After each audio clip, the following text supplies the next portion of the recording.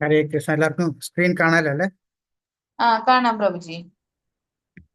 ഓ അജ്ഞാനതിമിരാംസ ജ്ഞാനാഞ്ജനശലായ ചക്ഷുരുന്മീലിനയേന തസ്മൈ ശ്രീഗുരവേ നമഃ. ഈ ചൈതന്യ മനോഭീഷ്ടം സ്ഥാപിതം യേന ഭൂതലേ സ്വയം രൂപ കഥാമഹ്യം തഥാ വിശുപദാന്തികം വന്ദേം ശ്രീഗുരു ശ്രീയുത പദകമലം ശ്രീഗുരും വൈഷ്ണവാം ച ശ്രീരൂപം ചാന്ദ്രജാതം സഹഗണരഘുനാഥാനിതം തം സജീവം സാദൈതം സാവധൂതം പരിജനസഹിതം കൃഷ്ണ ചൈതന്യദേവം ശ്രീ രാധാകൃഷ്ണപാദം സഹഗണലതിശേ ശാഖാം ച ഹേ കൃഷ്ണകരുണ സിന്ധോ ദീനബന്ധോ ജഗൽപദേ ഗോപേശ ഗോപികാന്തായ നമസ്തകാജന ഗൗരാംഗേ രാധേ വൃന്ദാവനേശ്വരി വിശ്വമാനസുരേ ദേവി പ്രണമ്യ ഹരി പ്രിയ വാഞ്ചാപദരൂപ ചക്രവ സിന്ധോപ്യ ഹേ വിജ പതിതാനം പാവനേ നമോ വിഷ്ണുപാദ കൃഷ്ണ പൃഷ്ഠായ ഭൂതലേ ശ്രീമതേ ഭക്തിവേദാന്ത സ്വാമിനി നമഃ. നമസ്തേ സാരസ്വതേവേ ഗൗരവാണി പ്രചാരണേ നിർവിശേഷ ശൂന്യവാദി പാശ്ചാത്യ ശ്രീകൃഷ്ണ ചൈതന്യ പ്രഭു നിത്യാനന്ദ ശ്രീ അദ്വൈത ഗദാധര ശ്രീ ഗൗര ഭക്തവൃന്ദ. ഹരേ കൃഷ്ണ കൃഷ്ണ കൃഷ്ണ ഹരേ ഹരേ ഹരേ രാമ രാമ രാമ ഹരേ ഹരേ. ഭഗവത്ഗീത നമുക്കറിയാം, മൂന്നായിട്ട് ഭാഗിച്ചിട്ടുണ്ട് അല്ലെ ആചാര്യന്മാർ. ആദ്യത്തെ 6 ഭാഗം കർമ്മയോഗത്തെ പറ്റി ഭഗവാൻ നമുക്ക് പറഞ്ഞു തന്നു. അത് കഴിഞ്ഞ് 7 തൊട്ട് 12 വരെ നമ്മൾ കണ്ടു കഴിഞ്ഞപ്പോൾ ഭക്തിയെ പറ്റിയേ പറയുന്നുണ്ട്. ഭക്തി എങ്ങനെ? ശാന്തഭക്തി, ദാസ്യഭക്തി, സഖ്യഭക്തി, വാത്സല്യഭക്തി, മാധുര്യഭക്തി എന്ന് പറഞ്ഞിട്ടുള്ള പല പല രീതിയിലുള്ള ഭക്തികളെ പറ്റി, ഈ ഭക്തികൾ എങ്ങനെ നമുക്ക് പല പല സ്റ്റെപ്പായിട്ട് ഇരിക്കാമെന്നും നാം ഭഗവാൻ നമുക്ക് പറഞ്ഞു തന്നിട്ടുണ്ടായിരുന്നു. അത് കഴിഞ്ഞ് 13ാമത്തെ അധ്യായം മുതൽ ഭഗവാൻ നമുക്ക് ജ്ഞാനത്തെ പറ്റിയാണ് പറഞ്ഞു തരുന്നത്. ജ്ഞാനത്തെ പറ്റി പറയുമ്പോഴും ഭഗവാൻ എപ്പോഴും ഓരോ അധ്യായം കഴിയുമ്പോഴും ഭക്തിയെ പറ്റി നമ്മൾ ഓർമ്മിപ്പിക്കുന്നത്. അപ്പോൾ ജ്ഞാനം കിട്ടുന്ന ഭഗവാൻ നമുക്ക് ജ്ഞാനം പറഞ്ഞു തരുന്നുണ്ട് അല്ലെ. 13ാമത്തെ അധ്യായത്തില് ഭഗവാൻ പറഞ്ഞത് ഭഗവാന് പ്രിയപ്പെട്ട ആൾക്കാരെ ആരൊക്കെയാന്ന് പറഞ്ഞിട്ടുണ്ട്. അത് കഴിഞ്ഞിട്ട് 14ാമത്തേൽ ഭഗവാൻ പറയുന്നത് ത്രിഗുണങ്ങളുടെ ചില പ്രത്യേക സ്വഭാവങ്ങളെ പറ്റി ഭഗവാൻ പറഞ്ഞു തന്നു. അത് കഴിഞ്ഞ് 15ാമത്തെ അധ്യായത്തില് ഭഗവാൻ ഭൗതിക പ്രകൃതി തലകീഴായിട്ട് നിൽക്കുന്ന ഒരു ആൽമരത്തോടും ആ ആൽമരത്തിലുള്ള ഓരോന്നും ചില്ലകൾ ഏതാണ് ഇതെല്ലാം നമുക്ക് പറഞ്ഞല്ലേ. അതിൽ കൂടി നിൽക്കുന്നത് മുഴുവൻ ഭൗതിക നമ്മുടെ ജീവസത്തകളാണെന്നും ജീവസത്തകളുടെ ആ മനസ്സിന്റെ അല്ലെങ്കിൽ ആത്മാവിന്റെ ശക്തിക്കനുസരിച്ച് മുകളിൽ ദേവന്മാരും താഴെ ഏറ്റവും നികൃഷ്ടജീവികളും അതിൻ്റെ നടുക്ക് നമ്മള് മനുഷ്യജന്മങ്ങളൊക്കെ വന്ന് നിൽക്കുന്നുള്ള കാര്യങ്ങളൊക്കെ ഭഗവാൻ പറഞ്ഞു തന്നിട്ട് അത് പറഞ്ഞാൽ അവിടെ എല്ലാം നിൽക്കേണ്ടത് നമ്മള് വിവരമില്ലാത്ത മൂഢന്മാർ എന്താ ചെയ്യുന്ന ഒരു സ്ഥലത്ത് നിന്ന് വേറെ സ്ഥലത്ത് ഇങ്ങനെ മാറി മാറി ജീവിച്ചു പോകണമെന്നല്ലാണ്ട് ഇതിന്റെ താഴ്വേര് എവിടെയെന്ന് മനസ്സിലാക്കി എവിടേക്ക് പോവാനായിട്ട് ആരും ശ്രമിക്കുന്നില്ല. അപ്പൊ ഭഗവാൻ എന്താ പറയുന്നത്? ഭഗവാൻ അതിനും പറഞ്ഞു വെച്ചത് ഇതെല്ലാം വിട്ടുകളഞ്ഞിട്ട് ഭൗതിക ലോകത്തെല്ലാം മറന്ന് ആത്മീയ അല്ലെ ത്രിഗുണങ്ങളാണ് ഇതിന്റെയൊക്കെ വളം എന്ന് പറഞ്ഞാൽ ത്രിഗുണാത്മികമായിട്ട് അത് ത്രിഗുണത്തിനും മേലെ നിന്നുകൊണ്ട് ഗുണാതീതനായി ഇരുന്നുകൊണ്ട് ഭഗവാന്റെ ആ നേരെയുള്ള കാര്യം മനസ്സിലാക്കി ഭഗവാനെ പ്രാപിക്കാനായിട്ട് നോക്കണം. എന്നാൽ മാത്രമേ നിങ്ങളുടെ ഈ ജന്മത്തിന്റെ സഫലം ഉണ്ടാവുള്ളൂ എന്നാണ് ഭഗവാൻ പറഞ്ഞിട്ടാണ്. അപ്പൊ നമ്മൾ എല്ലാവരും ചെയ്യേണ്ടതാണ് ഹരേ കൃഷ്ണ കൃഷ്ണ കൃഷ്ണ ഹരേ ഹരേ ഹരേ രാമ രാമ രാമ ഹരേ ഹരേ. മാല ഇല്ലാത്തവരൊക്കെ മാല മേടിച്ചിട്ടുണ്ടാവുമെന്ന് ഉദ്ദേശിക്കുന്നു. എല്ലാവരും ഡെയിലി മാല ജപിക്കുന്നുണ്ടെന്നാണ് ഞാൻ വിശ്വസിക്കുന്നത്. ഹരേ കൃഷ്ണ അല്ലേ, വിശ്വാസം ഭഗവാൻ രക്ഷിക്കട്ടെ എന്നാണ് വിചാരിക്കുന്നത്. എല്ലാവരും ജപിക്കുന്നുണ്ടാവുന്നതാണ് കണക്കാക്കുന്നത്. ആ ജപമാണ് ഭഗവാൻ പറയുന്നത് നമ്മുടെ എപ്പോഴും ആ ഭഗവാനുമായിട്ട് നമ്മുടെ കണക്ഷൻ ഉണ്ടാക്കിക്കൊണ്ടിരിക്കുന്നത്. ആ കണക്ഷൻ കിട്ടിക്കഴിഞ്ഞിട്ട് അതുവഴിക്ക് നമ്മളൊരു ആചാര്യനെ കണ്ടുപിടിച്ച് നമ്മൾ എല്ലാം മനസ്സിലാക്കി ആചാര്യൻ തരുന്ന വിത്ത് നമ്മള് മുളപ്പിച്ച് കൊണ്ടാന്നൊക്കെ ഭഗവാൻ പറയുന്നുണ്ടല്ലേ. അങ്ങനെ ജ്ഞാനതരത്തിലുള്ള അടുത്ത ജ്ഞാനം ഭഗവാൻ പറഞ്ഞു തരാൻ പോകുന്നത് എന്തിനാണ്? ദേവാസുര ഭാവങ്ങൾ എന്നിട്ട്, അതായത് ജീവസത്തകൾക്ക് അല്ലെങ്കിൽ ഭൗതിക തലത്തിലെ രണ്ട് സ്വഭാവങ്ങൾ, ഒന്നില്ലെങ്കിൽ ദേവ സ്വഭാവം അല്ലെങ്കിൽ അസുര സ്വഭാവം. ഈ ദേവന്മാരും അസുരന്മാരും ഉണ്ടായത് എവിടുന്നാണ് വരുന്നത്? കശ്യപ മുനിയുടെ അല്ലെ ജ്യേഷ്ഠാനിയത്തിമാരായിട്ട് അതിഥിയും തിരി എന്ന് പറഞ്ഞുള്ള 2 സഹോദരിമാരും 7 ഭാര്യമാരുണ്ട്. അതിൽ 2 ഭാര്യമാണ് അതിഥിയും തിരിയും. ഈ അതിഥിയുടെ മക്കൾ മുഴുവൻ ദേവന്മാരായിട്ടും തിരിയുടെ മക്കൾ മുഴുവൻ അസുരന്മാരായിട്ട് പോകുന്നത് അല്ലെ. ഹിരണ്യാക്ഷനും ഹിരണ്യകശിപും അങ്ങനെ ദേവാസുരന്മാരുടെ ജന്മം ആ സമയം മുതലാണ് വരുന്നതും. അവിടുന്ന് ഒരു എന്നും നമുക്കറിയാം അവരെ നമ്മളെ ബഹളങ്ങൾ ഉണ്ടാകുന്നത്. അപ്പോൾ നമ്മൾ നോക്കിക്കഴിഞ്ഞിട്ടുണ്ടെങ്കിൽ ഈ സത്യയുഗത്തിൽ നമ്മൾ നോക്കിയാൽ 2 ലോകങ്ങളുണ്ട് അവർക്കായിട്ട്. ദേവലോകമെന്നും അസുരലോകമെന്നും 2 ലോകങ്ങളായിട്ട് അത്രയും ദൂരത്ത് അവർ നിൽക്കുന്നുണ്ട്. അവരവിടെ നിന്ന് ഭരിക്കുന്നുണ്ട്. അവരുടെ കാര്യങ്ങൾ അവർ തമ്മിൽ ഫൈറ്റ് ചെയ്യുന്നുണ്ട്. ഇടയ്ക്കിടയ്ക്ക് ഭഗവാന്റെ കാര്യം അടുത്ത് പോയി ഭഗവാൻ അവരെ കാര്യങ്ങളൊക്കെ സെറ്റിൽ ചെയ്ത് കൊടുക്കുന്നില്ല. അതിങ്ങനെ വരികയാണ്. സത്യയുഗത്തിൽ. ത്രേതായുഗത്തിൽ വന്നപ്പോഴോ അത് കുറേയും കൂടെ അടുത്തിട്ട് 2 രാജ്യങ്ങളായിട്ട് മാറി. രാമരാജ്യവും രാവണ രാജ്യവുമായിട്ട് മാറി അല്ലേ. അത് കഴിഞ്ഞ് അവരുടെ പ്രശ്നങ്ങളൊക്കെ അത് എല്ലാം നമുക്കറിയാവുന്ന കഥകളാണ്. ദ്വാപരയുഗത്തിലോ ഒരേ വീടിന്റെ തന്നെ ജ്യേഷ്ഠനും അനിയനുമായിട്ട് ആരല്ലേ, പാണ്ഡുവിന്റെയും ധൃതരാഷ്ട്രീയ ചേട്ടാഞ്ചന്മാരാണ്, അവരുടെ മക്കൾ തമ്മിലാണ് പ്രശ്നം. അല്ല അവിടെ ഭഗവാൻ നിൽക്കുന്നത് ദൈവിക ഗുണങ്ങളുള്ള പാണ്ഡവന്മാരുടെ കൂടെ ആസുരിക സ്വഭാവമുള്ള ദുര്യോധന്റെ കൂടെയാണ് മറ്റെല്ലാവരും നിൽക്കുന്നത് അല്ലെ. ദുര്യോധന്റെ ഇതിൽ വരുന്ന ആൾക്കാർ പലരും ചതിച്ചിട്ടും ആ ഗ്രൂപ്പിൽ കൊണ്ടിരുന്ന നമുക്കറിയാം, ശരീരമൊക്കെ അല്ലെ. എന്നിട്ട് അവർ യുദ്ധം ചെയ്യുന്ന പ്രശ്നങ്ങളുണ്ട്. കലിയുഗത്തിൽ വന്നപ്പോൾ എന്താ ഉണ്ടാവുന്നത്? ഒരേ മനുഷ്യ ജീവിതത്തിൽ തന്നെ ഈ ദേവന്റെയും അസുരന്റെയും സ്വഭാവങ്ങൾ നമ്മളിലൊക്കെ ഉണ്ട്. അപ്പൊ നമ്മളിരിക്കുന്ന ഓരോ ജീവസത്തകളുടെയും ഉള്ളില് ഈ ദേവന്റെയും അസുരങ്ങളുടെയും സ്വഭാവമുണ്ട്. അതാണ് ആ ദേവാസുര സ്വഭാവം എങ്ങനെ നമുക്ക് മനസ്സിലാക്കാമെന്നും നമ്മൾക്ക് എന്താ വേണ്ടേ? നമ്മൾക്ക് വേണ്ടത് ദൈവിക സ്വഭാവം ഉണ്ടാക്കണം അല്ലെ. അങ്ങനെയല്ലേ ഞാൻ ഉണ്ടാകാൻ പറ്റുള്ളൂ. കാരണം ആസുരിക സ്വഭാവം എന്ന് പറഞ്ഞാൽ അജ്ഞാനത്തിൽ നിന്നല്ല എല്ലാവരും, അല്ലെങ്കിൽ അഹംഭാവത്തിൽ നിന്ന്. അഹംഭാവത്തിൽ നിന്ന് എന്താണ്? കാമക്രോധ ലോപമോഹങ്ങൾ ഉണ്ടാവും നമ്മൾ ആദ്യമേ പഠിച്ചിട്ടുള്ളതാണ് അല്ലെ. അപ്പൊ അഹംഭാവവും ഇതെല്ലാം വരുമ്പോഴാണ് ആസുരിക സ്വഭാവം വരുന്നു. അതല്ല, അത് മാറ്റി നമ്മൾ എന്താണ്, അതും ത്രിഗുണങ്ങളായിട്ടാണ് എല്ലാം ഭഗവാൻ കണക്ട് ചെയ്യുന്നത്, ത്രിഗുണങ്ങളോട് കൂടിയിട്ടാണ്. ഈ ത്രിഗുണങ്ങൾ ഉണ്ടായിട്ടാണ് ഓരോരുത്തരുടെ സ്വഭാവ വ്യത്യാസങ്ങളും അല്ലെ. ഭഗവാൻ പറയുന്നുണ്ട് ചാതുർവർണ്ണം ആ സൃഷ്ടി എന്ന് പറഞ്ഞാല് എല്ലാത്തിന്റെ ബേസിസ് ത്രിഗുണങ്ങളാണ്. അപ്പൊ ഇവിടെയും അത് ബേസിസ് ആയിട്ട് ദേവ സ്വഭാവം ആസുരിക സ്വഭാവം ഉണ്ടാവുന്നത്. നമ്മൾക്ക് വേണ്ടതാണ് ദൈവിക സ്വഭാവമാണ്. അപ്പൊ ഭഗവാൻ ഇവിടെ പറഞ്ഞിട്ടാണ് ദൈവിക സ്വഭാവമുള്ള ലക്ഷണങ്ങൾ എന്താണ്, ആസുരിക സ്വഭാവമുള്ള ഒരു ലക്ഷണങ്ങൾ എന്താണ് ഭഗവാൻ ഇതിൽ പറഞ്ഞു തരാൻ പോകുന്നത്. ഹരേ കൃഷ്ണ. അഭയം സത്വ സംശുദ്ധി ജ്ഞാനയോഗ വ്യവസ്ഥിതി ദാനം ദമച്ച യജ്ഞച്ച സ്വാധ്യായസ്തവ അർജവം അഹിംസ സത്യമ ക്രോധസ്ത്യാഗ ചാന്തിരവൈശുനം അയാ ഭൂതേഷു ലോലുപ്തം മാർദ്ദവം വീരചാപലം തേജക്ഷമാധൃതി ശൗചമദ്രോഹോ നാദിമാനിത ഭവന്തി സമ്പദം ദേവി അഭി ചായതസ്യ ഭാരത. ഭഗവാൻ പറയാണ്, ഹേ ഭാരത, നിർഭയത, അസ്തിത്വത്തിന്റെ ശുദ്ധി, ആധ്യാത്മിക ജ്ഞാനനിഷ്ഠ, ദാനം, ആത്മനിയന്ത്രണം, യജ്ഞം, വേദപഠനം, തപസ്, ലാളിത്യം, അഹിംസ, സത്യം, ക്രോധമില്ലായ്മ, ത്യാഗം, ശാന്തി, പരദൂഷണത്തിൽ വെറുപ്പ്, സർവജീവികളോടും കാരുണ്യം, ലോഭമില്ലായ്മ, മൃദുല സ്വഭാവം, വിനയം, സ്ഥിരനിശ്ചയം, തേജസ്, ക്ഷമ, ധൈര്യം, ശൗര്യം, അസൂയരാഹിത്യം, ബഹുമതിക്കുള്ള വാഞ്ചയില്ലായ്മ, ഇതെല്ലാം ദിവ്യപ്രകൃതികൾ അനുഗ്രഹീതരെ ദൈവികതയ്ക്കുള്ള ഗുണങ്ങളാണ്. നമുക്കിവിടെ കുറച്ചും കൂടെ ഒന്ന് ഡീറ്റെയിൽ ആയിട്ട് നോക്കാം. ഇവിടെ എന്താ ഭഗവാൻ പറയുന്നത്? ആദ്യത്തെ പറയുന്നത് നിർഭയത്വം എന്നാ പറയുന്നത്.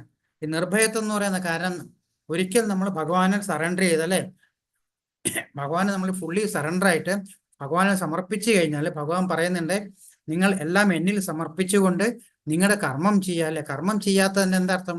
നമ്മൾക്ക് എല്ലാവർക്കും നിക്ഷിപ്തമായിട്ട് കർമ്മമുണ്ട്.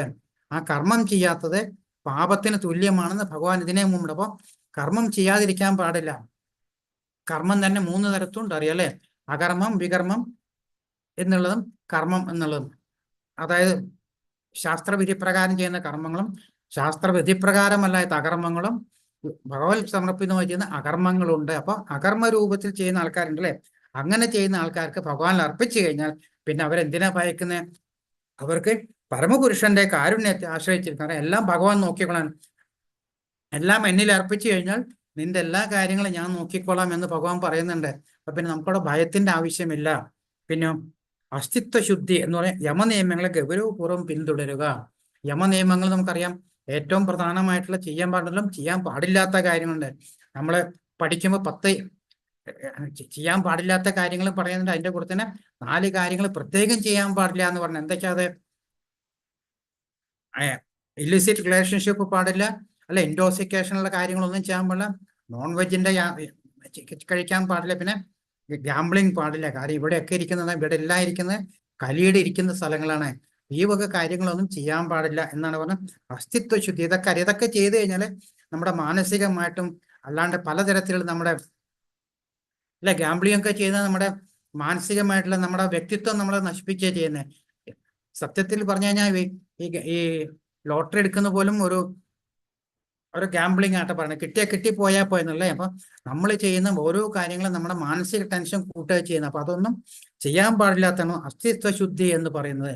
അത് കഴിഞ്ഞാലോ ആധ്യാത്മിക ജ്ഞാന നിഷ്ഠ, അതായത് അതീന്ദ്രിയ ജ്ഞാനം വളർത്തുക. അതീന്ദ്രിയ ജ്ഞാനം എന്ന് വെച്ചിട്ടുണ്ടെങ്കിൽ പഞ്ചേന്ദ്രിയങ്ങളും മനസ്സുണ്ടല്ലേ, ആ ഇന്ദ്രിയങ്ങൾക്ക് മുകളിലുള്ള ആധ്യാത്മികമായിട്ടുള്ള ജ്ഞാനത്തെ ഉണ്ടാക്കുക എന്ന് പറയാം.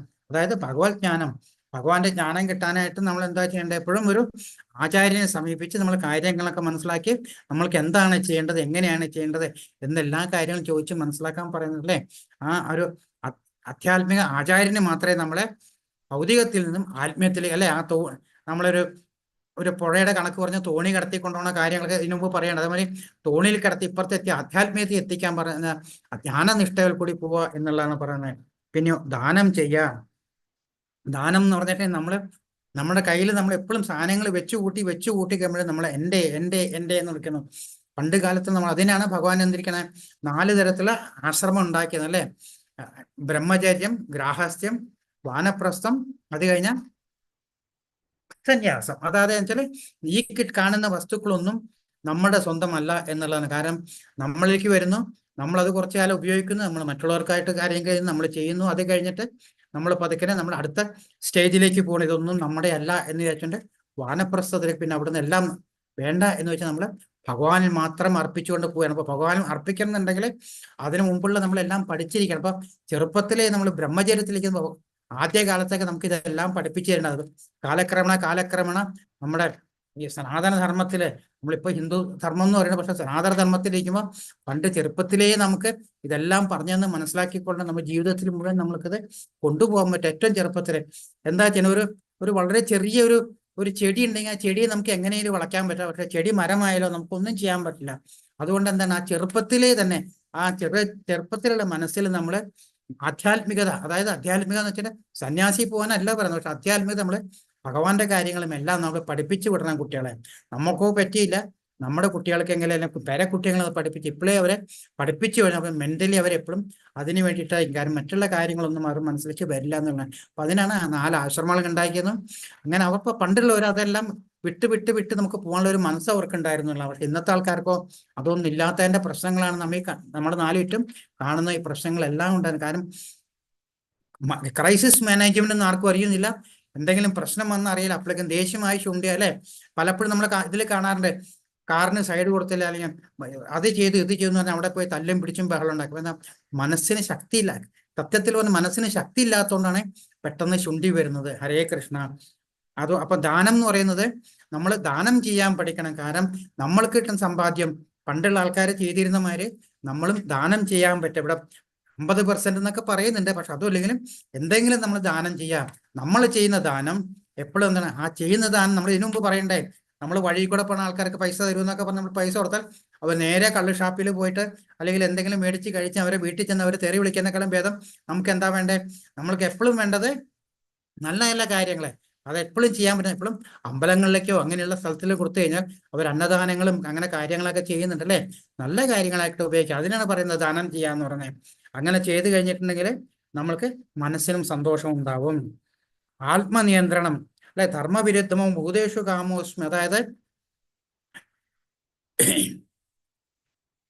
ആദ്യമേ നമ്മൾ പഠിക്കുന്നുണ്ട്, നമ്മുടെ ഏറ്റവും പ്രശ്നം എന്താണ്, ഇന്ദ്രിയ കൺട്രോൾ ഇല്ലാത്ത ഇന്ദ്രിയങ്ങളാകുമ്പോൾ മനസ്സിന് നിയന്ത്രണം അല്ലേ.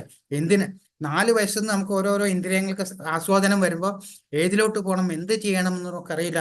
ഇന്ദ്രിയ ആസ്വാദനം മാത്രം നമ്മുടേതായിട്ട് മാറും. അതല്ല വേണ്ടെന്ന് ആദ്യമേ ഭഗവാൻ പറയാം. എന്താ ചെയ്യേണ്ടത്, ആത്മനിയന്ത്രണം എന്ന് പറയുമ്പോൾ ബുദ്ധി ഉപയോഗിച്ച് മനസ്സ് 5 കുതിരകളെയും അല്ലെ ഇന്ദ്രിയങ്ങളെ നിയന്ത്രിച്ചുകൊണ്ട് ആത്മനിയന്ത്രണം ചെയ്യാൻ പഠിക്കുക. പിന്നെയോ യജ്ഞങ്ങൾ ചെയ്യുക. ഭൗതിക വസ്തുക്കൾ ആവശ്യമുണ്ട്. ആകയാൽ വിശിഷ്ട ഗ്രഹ യുഗത്തിൽ സങ്കീർത്തന യജ്ഞമാണ് നമ്മൾ ചെയ്യേണ്ടത്. മറ്റുള്ള യുഗങ്ങൾക്ക് അവർ പല യജ്ഞങ്ങളും ചെയ്തിട്ടുണ്ടെങ്കിലോ കലികാലത്തിലെ ഭഗവാൻ നാമരൂപത്തിൽ ജനിച്ചു എന്ന് പറയുന്നുണ്ട്. ഭഗവാൻ നാമരൂപത്തിൽ ജനിക്കുമ്പോൾ നമുക്ക് തന്നുള്ള മഹാമന്ത്രം ഏതാണ്, ഹരേ കൃഷ്ണ കൃഷ്ണ കൃഷ്ണ ഹരേ ഹരേ, ഹരേ രാമ രാമ രാമ ഹരേ ഹരേ. അപ്പൊ ഈ ഒരു യജ്ഞം നമ്മൾ ഓരോ ദിവസവും നമ്മൾ ഓരോരുത്തരും ചെയ്യണം എന്നുള്ളതാണ്. എത്രത്തോളം യജ്ഞം കൂടുതൽ നമ്മൾ ചെയ്യാൻ പറ്റുന്നോ അത്രത്തോളം നമ്മുടെ മെന്റലിൽ ശക്തി കൂടും. കാരണം നമുക്കറിയാൻ പറ്റും ഭഗവാൻ നമ്മുടെ കൂടെ ഉണ്ടെന്നുള്ളത് അല്ലേ. നമ്മൾ ഭഗവാന്റെ നാമം ചെല്ലുമ്പോൾ ഭഗവാൻ നമ്മുടെ നാക്കിൽ വന്നിരിക്കുന്ന ആദ്യമേ പഠിച്ചിട്ടുണ്ടല്ലേ, അത്രയില്ലെങ്കിലും ഭഗവാൻ നമ്മുടെ ഓപ്പോസിറ്റ് വന്നിരുന്ന് നമുക്ക് ഇത് കാണുന്നുണ്ടെങ്കിലും വിശ്വസിച്ച് കഴിഞ്ഞിട്ട് എന്താണ്, നമ്മുടെ മനസ്സിൽ ഭഗവാൻ അടുത്തുണ്ട് എന്നുള്ള എപ്പോഴും ഉണ്ട്, എപ്പോഴും ജപിച്ചാൽ എപ്പോഴും ഭഗവാൻ നമ്മുടെ കൂടെ ഉണ്ടെന്ന് നമുക്കറിയാൻ പറ്റും. അതാണ് യജ്ഞം ചെയ്യുക. നാമം ചെല്ലാത്തവരെ ജപിക്കാത്തവരില്ലാന്ന് എനിക്ക് തോന്നുന്നുണ്ട്. അങ്ങനെ ഇല്ലാത്തവരുണ്ടെങ്കിൽ ജപിച്ചു തുടങ്ങുക. ജപിച്ചു തുടങ്ങിയവര് അത് എണ്ണം കൂട്ടാൻ നോക്കുക. ഹരേ കൃഷ്ണ. വേദപഠനം, വിദ്യാർത്ഥി ജീവിതം, ബ്രഹ്മചര്യസ്യം, മനസ്സ് വേദശാസ്ത്രങ്ങളെ കേന്ദ്രീകരിക്കുക. നമ്മൾ ഇതേമാതിരി ഭഗവത്ഗീത കേൾക്കുന്നുണ്ട്. എല്ലാവരും എക്സാം എഴുതണ്ടാന്ന് വിചാരിക്കുന്നു. എക്സാം എഴുതിയാലേ സർട്ടിഫിക്കറ്റ് കിട്ടുള്ളൂ, എന്നാലേ നിങ്ങൾക്ക് നെക്സ്റ്റ് ലെവലിലേക്ക് പോകാൻ പറ്റുള്ളൂ. അങ്ങനെ അടുത്ത ലെവലിലേക്ക് വരുമ്പോൾ കുറേയും കൂടെ ഡീറ്റെയിൽ ആയിട്ട് പഠിക്കാൻ പറ്റും. അത് കഴിഞ്ഞാൽ ലെവൽ 3ലേക്ക് കുറേയും കൂടെ ഡീറ്റെയിൽ ഭഗവത്ഗീത പഠിക്കാൻ പറ്റും. ആദ്യമേ നമ്മൾ കണ്ടു ഭഗവത്ഗീത എന്ന് പറഞ്ഞാൽ ഇറ്റ്സ് എൻ ഓഷൻ അല്ലേ. അതിലോട്ട് ഇറങ്ങുമ്പോഴേ നമുക്ക് അതിൻ്റെ ആഴം അറിയാൻ പറ്റുള്ളൂ. അതിന് മുകളിൽ നിന്നിട്ട് ആൾക്കാർ എന്തൊക്കെയോ പറയുന്നല്ല കേൾക്കുന്നത്. എന്താ പറയുന്നത്? ഭഗവത്ഗീത. അപ്പോൾ ഓരോ കാര്യങ്ങളും അതായത് കഴിഞ്ഞിട്ടുണ്ട്. പല പല പുസ്തകങ്ങളുണ്ട്. പ്രഭുപാദ എഴുതിയിട്ടുള്ള പുസ്തകങ്ങളുണ്ട് ഭഗവാന്റെ കാര്യങ്ങളൊക്കെ. അതെല്ലാം വായിച്ച് ചെറിയ ചെറിയ പുസ്തകങ്ങൾ വായിക്കുക. അത് വായിച്ച് നമുക്ക് മനസ്സിലാക്കുക ഭഗവാനെ. ഏറ്റവും ചെയ്യേണ്ടത് ഭഗവത്ഗീത പഠിക്കുക, 100% പഠിക്കുക എന്നുള്ളതാണ്. ഹരേ കൃഷ്ണ. തപസ് ചെയ്യാതെ മനുഷ്യജന്മം മോക്ഷത്തിനുള്ളതാണ്. തപസ് ചെയ്യാൻ അതും ഇവിടെ പറയുന്നത് നമ്മൾ ധ്യാനയോഗത്തും പറഞ്ഞിരുന്നത്. ധ്യാനയോഗം ചെയ്യാൻ പറ്റിയില്ലെങ്കിൽ നമുക്ക് എന്താ ചെയ്യേണ്ടത്?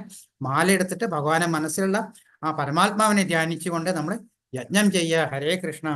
പിന്നെ ലാളിത്യം, അതായത് നേരെ വാ നേരെ പോ എന്നുള്ള കാര്യങ്ങൾ. വളരെ സത്യം ചെയ്യുക, സത്യം മാത്രം പറയാ.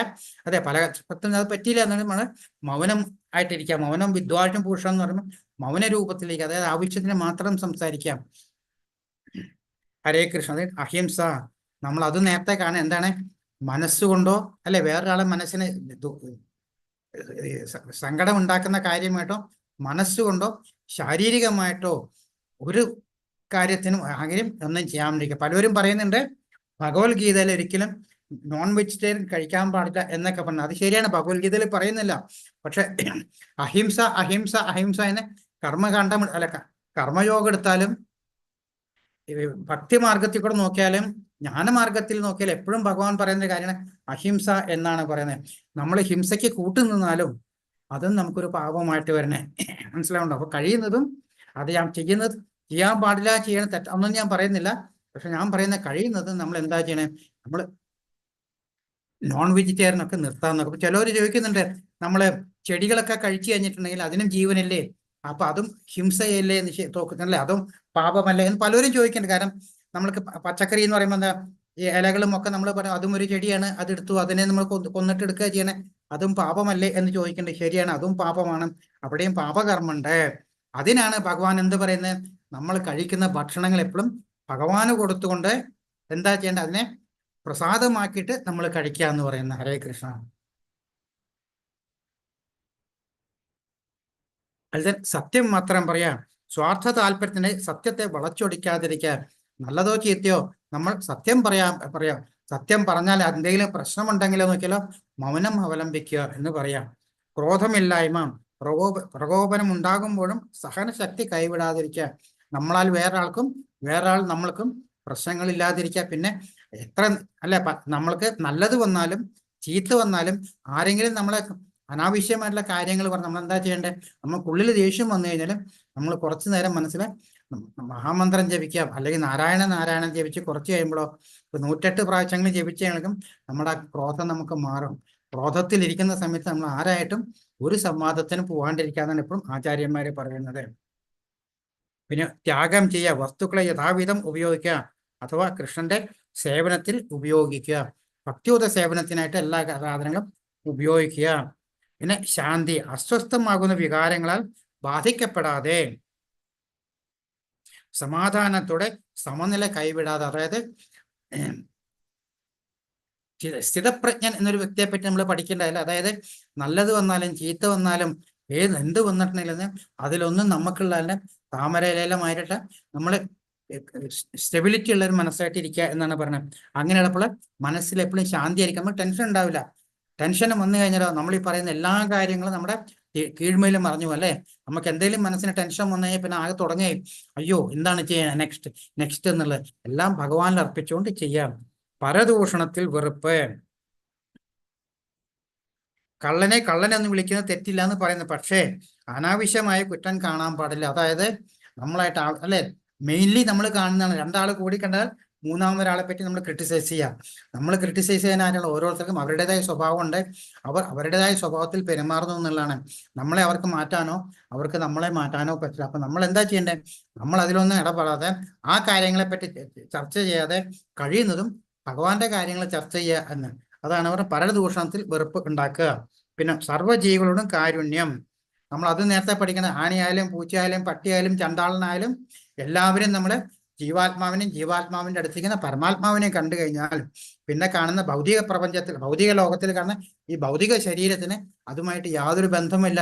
ടെമ്പററി ആയിട്ട് യൂസ് ചെയ്യാനായിട്ട് അത് കൊടുത്തിരിക്കുകയാണ്. അത് മനുഷ്യ ശരീരം കിട്ടിക്കഴിഞ്ഞാലോ ആത്മീയ കാര്യങ്ങൾ മനസ്സിലാക്കി എങ്ങനെയെങ്കിലും ഈ ഭൗതിക ലോകത്തിൽ നിന്നും ആത്മീയ ലോകത്തിലേക്ക് പോകാനുള്ള ഒരു ശരീരമായിട്ട് മനസ്സിലാക്കല്ലാണ്ട് വേറെ ഒന്നും ചിന്തിച്ച് എല്ലാവരും ഒരേപോലെ കാണുക എന്ന് പറയണേ. ലോഭമില്ലായ്മ, അതായത് വിരക്തി, ദാനം എല്ലാം കേട്ടോ. മൃദുല സ്വഭാവം, സകല ജീവികളോടും സൗഹൃദം കാണിക്കുക. വിനയം, അല്ലെ? ആചാര്യന്റെ കാര്യം വന്നപ്പോൾ നമ്മൾ പറഞ്ഞു ആചാര്യനോട് എന്താണ്? വിനയപൂർവ്വം ആചാര്യനോട് സംസാരിക്കണം എന്ന കാര്യങ്ങൾ ചോദിച്ചു മനസ്സിലാക്കുന്നുണ്ട്. അതായത് വെറുക്കത്തക്കതായ ഒന്നും ചെയ്യാതിരിക്കുക. നമ്മളാൽ വേറൊരാൾക്കും മാനസികമായിട്ടോ ശാരീരികമായിട്ടോ യാതൊരു തെറ്റുകളും ഇല്ലാതിരിക്കാനുള്ള കാര്യമാണ് വിനയം എന്നാണ്. സ്ഥിരനിശ്ചയം, പരിശ്രമത്തിൽ ക്ഷോഭമോ നിരാശയോ ഇല്ലാതെ പരാജയമാണെങ്കിൽ, അതായത് നമ്മുടെ മനസ്സിൽ ദൃഢനിശ്ചയത്തോടെ നമുക്ക് എന്താ വേണ്ടേ? ഭഗവാനെ അറിയാന്നുള്ള. വേറെ ഒരു കാര്യത്തിലും നമുക്ക് ദൃഢനിശ്ചയത്തിന്റെ ആവശ്യമില്ല, അല്ലേ? എല്ലാം നമ്മൾ ഭഗവാനിൽ അർപ്പിച്ചുകൊണ്ടാണ് നമ്മൾ ചെയ്യുന്നത്. ഭഗവാൻ പറഞ്ഞു, നീ എന്നിൽ അർപ്പിച്ചു കഴിഞ്ഞാൽ നിങ്ങൾക്ക് മുന്നോട്ട് പോകേണ്ട എല്ലാ കാര്യത്തിനും മനസ്ഥൈര്യവും ബുദ്ധിയോഗവും എല്ലാം ഞാൻ തരുമെന്ന് പറയണ്ടേ. പിന്നെ നമ്മൾ എന്തിനാ ടെൻഷൻ പഠിക്കണം? മറ്റുള്ള കാര്യങ്ങളെ നമ്മളെ ദൃഢനിശ്ചയത്തോടെ, പരിശ്രമത്തിന്റെ ക്ഷോഭമോ നിരാശയോ, നമുക്ക് ശ്രമിച്ചുകൊണ്ട് പലരും പറയുന്നുണ്ട് ജപിക്കുമ്പോൾ നമുക്കൊന്നും മനസ്സിന്റെ കോൺസെൻട്രേഷൻ ഇല്ല എന്ന് പറയുന്നത്. അതും ഭഗവാൻ പറയുന്നത് എനിക്കറിയാം അർജുന, മനസ്സ് അത്ര എളുപ്പത്തിൽ കിട്ടുന്ന കാര്യമല്ല. പക്ഷെ എന്താ ചെയ്യേണ്ടത്? പ്രാക്ടീസ്. അതിനുള്ള ഭഗവാൻ പറഞ്ഞല്ലേ, മനസ്സിനെ കുറച്ചെങ്കിലും സമയം നമ്മൾ ജപിക്കുന്ന സമയത്ത് നമ്മൾ ധ്യാനമായിട്ട് ഇരുന്നിട്ട് മനസ്സിനെ കോൺസെൻട്രേറ്റ് ആയിട്ട് ചെയ്യാൻ നോക്കിയാൽ അത് നമുക്ക് സാധിക്കുന്നുണ്ട്. തേജസ്, സംരക്ഷണം നൽകാൻ. പിന്നെ ക്ഷമ, ചെറിയ തെറ്റുകൾ പോലും ക്ഷമിക്കാൻ പഠിക്കുക.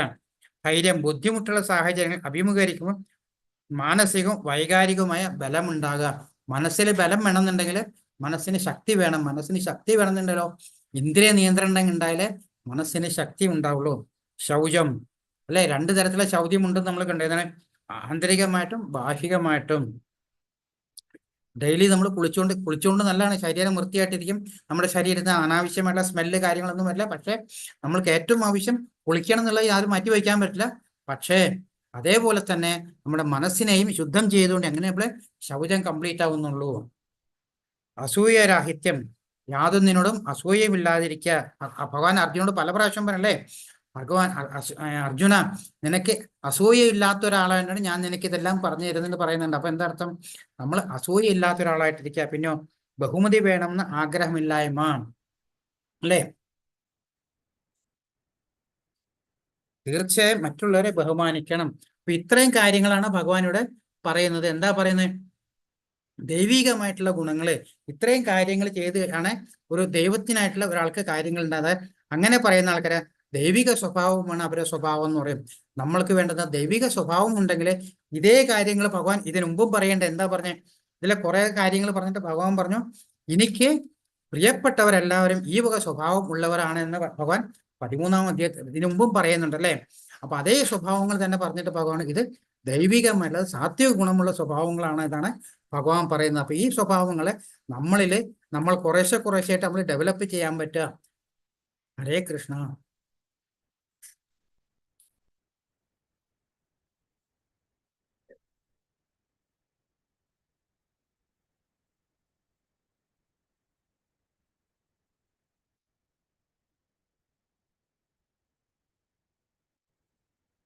ദമ്പോ അഭിമാനച്ച ക്രോധ പുരുഷോ പാരുഷ്യമേവ ച അജ്ഞാനം ചാഭിജാതസ്യ പാർത്ഥ സമ്പദമാസുര്യം. ഹേ പാർത്ഥ, ഇനി പറയാണ്. അപ്പൊ അസുര ദൈവഗുണമുള്ളവരെ ഒറ്റയടിക്ക് ഭഗവാൻ പറഞ്ഞു കഴിഞ്ഞു, അല്ലെ? എല്ലാം പറഞ്ഞു ഭഗവാൻ. കാരണം എന്താണ്? ഇതിനു മുമ്പും ഇതേ കാര്യങ്ങൾ ഭഗവാൻ പറഞ്ഞു തന്നിട്ടുണ്ട്. അപ്പൊ 3 ശ്ലോകത്തിൽ അത് നിർത്തിയിട്ടുണ്ട്. അത് കഴിഞ്ഞ് അസുര ഗുണങ്ങളെ പറ്റിയാണ് ഭഗവാൻ പറയുന്നത്.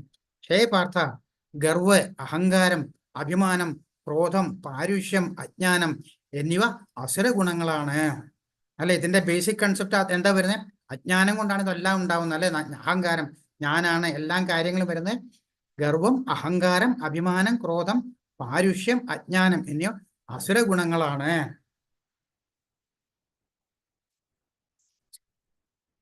ദൈവീ സമ്പ വിമോക്ഷായ നിബദ്ധായ സുരീമത മാ ശുച സമ്പദം ദൈവി അഭിജാതോ അസി പാണ്ഡവ. ഭൗതിക ഗുണങ്ങൾ മുക്തി സാധകങ്ങളും അസുര ഗുണങ്ങൾ ബന്ധന കാരണങ്ങളുമാണ്. പാണ്ഡുനന്ദന, ദൈവ ഗുണങ്ങളുടെ പിറന്നവനായതുകൊണ്ട് നീ ദുഃഖിക്കേണ്ട. അത് അർജുനോട് പറയണേ. ഇത് ഞാൻ ഈ പറയുന്നത് കേട്ടിട്ട് നീ ഒരു ടെൻഷനും പിടിക്കേണ്ട കാര്യം എന്താണ്? നീ ദൈവിക ഗുണങ്ങളോട് കൂടി പിറന്നവനാണ്. ഭൗതിക ഗുണങ്ങൾ മുക്തി സാധകങ്ങളും അസുര ഗുണങ്ങൾ ബന്ധന കാരണങ്ങളുമാണ്. കാരണം എന്താണ്? അഭൗതിക ഗുണങ്ങളിന് ഭൗതികമല്ലാത്തത് ആ ഗുണങ്ങൾ കിട്ടിക്കഴിഞ്ഞിട്ടുണ്ടെങ്കിൽ നമ്മൾ ഈ ഭൗതിക ലോകത്തിനുള്ള കെട്ടുപാടുകൾ, ത്രിഗുണാതീതനായിട്ടുള്ള കാര്യങ്ങൾ പറയണ്ടല്ലേ. അപ്പൊ ത്രിഗുണാതീതനായിരിക്കുന്ന ഒരു വ്യക്തിക്ക് ഈ ഭൗതിക ലോകത്തോട് യാതൊരു കെട്ടുപാടും ഇല്ല. അങ്ങനെ ഇരിക്കാൻ ഒരു വ്യക്തിക്ക് എന്താണ്? മുക്തിക്ക് എപ്പോഴും പറ്റുമെന്ന് പറയുന്നത്. അതേസമയം അസുര ഗുണങ്ങൾ എന്ന് പറയുമ്പോൾ അവരെ ഈ ഭൗതിക ബന്ധത്തിൽ ത്രിഗുണങ്ങളൊക്കെ ഉൾപ്പെട്ടിട്ട് ഈ ഭൗതിക ലോകത്തിനോട് ബന്ധപ്പെട്ടിരിക്കുന്നതാണ്. അതുകൊണ്ട് അവർക്ക് എന്താണ്? അവർക്ക് ഒരിക്കലും മുക്തി ഉണ്ടാവില്ല എന്നാണ് ഭഗവാൻ പറയുന്നത്. ഭൂതസർഗോ ലോകെ അസ്മിൻ ദേവേ അസുര ഏവച ദേവോ വിസ്തര പ്രോക്ത ആസുരം പാർത്ഥ മേ ശൃണു. ഹേ പാർത്ഥ, ഈ ലോകത്തിലുള്ള എല്ലാ സൃഷ്ടികളും ആസുരം, ദൈവികം എന്നീ രണ്ട് വിഭാഗങ്ങളിൽ ഒന്നിൽപ്പെടും. ഞാൻ ദൈവിക ഗുണങ്ങളെ പറ്റി വിസ്തരിച്ചു പറഞ്ഞുവല്ലോ. ഇനി ആസുരങ്ങളായവയെ വിവരിക്കാം. അല്ലെ, ഇവിടെ നിൽക്കുന്ന ആകെ രണ്ട് കാര്യങ്ങൾ എന്ന് പറഞ്ഞത് ഒന്ന് അസുര ഗുണത്തിൽപ്പെട്ടതും മറ്റേത് ദൈവികമായിട്ടുള്ള രണ്ട് കാര്യങ്ങളുള്ളതും. അതിൽ ദൈവികമായിട്ടുള്ള കാര്യങ്ങളെ പറ്റി ഭഗവാൻ പറഞ്ഞു കഴിഞ്ഞു. ഇനി അസുര ഗുണങ്ങളെ പറ്റി ഭഗവാൻ കുറച്ച് ഡീറ്റെയിൽ ആയിട്ട് പറയാം എന്നാണ് പറയുന്നത്. പ്രവൃത്തിം ച നിവൃത്തിം ച ജനാജന വിദുരാസുര ശൗചന്നാപി ചാപാരോ ചാചാരുണ സത്യം തേഷു വിദ്യതേ. ചെയ്യേണ്ടതെന്തെന്നോ ചെയ്യരുതാത്തെന്തെന്നോ അസുര സ്വഭാവികൾക്ക് അറിഞ്ഞുകൂടാ. വിശുദ്ധിയോ നല്ല പെരുമാറ്റമോ സത്യസന്ധതയോ അവർക്കില്ല. ആ പടം കാണുന്ന അതാണല്ലേ.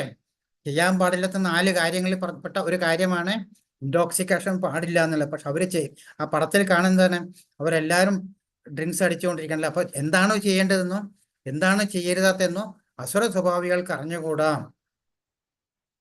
വിശുദ്ധിയോ, കാര്യം ഇതെല്ലാം കഴിഞ്ഞു കഴിഞ്ഞാല് അവർക്ക് യാതൊരു ബുദ്ധി ഉണ്ടാവില്ല. കാര്യം അത് ഭഗവാൻ ഇതിനു മുമ്പ് പറയേണ്ടത് എന്താണ്?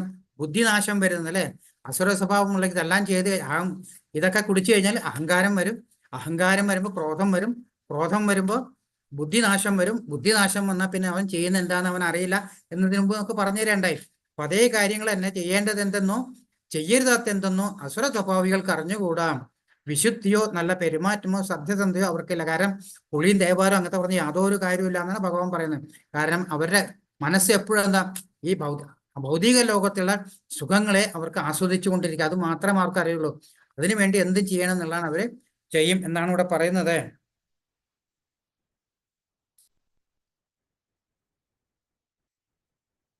അസത്യം അപ്രതിഷ്ഠം തേ ജഗദാഹുനീശ്വരം അപരസ്പര സംഭൂതം കിം അന്യത് കാമ ഹൈതുകം. ഈ പ്രപഞ്ചം അസത്യവും അടിസ്ഥാനരഹിതവുമാണെന്നും അതിന് നിയന്താവായി ഈശ്വരനില്ലെന്നും അവർ പറയുന്നു.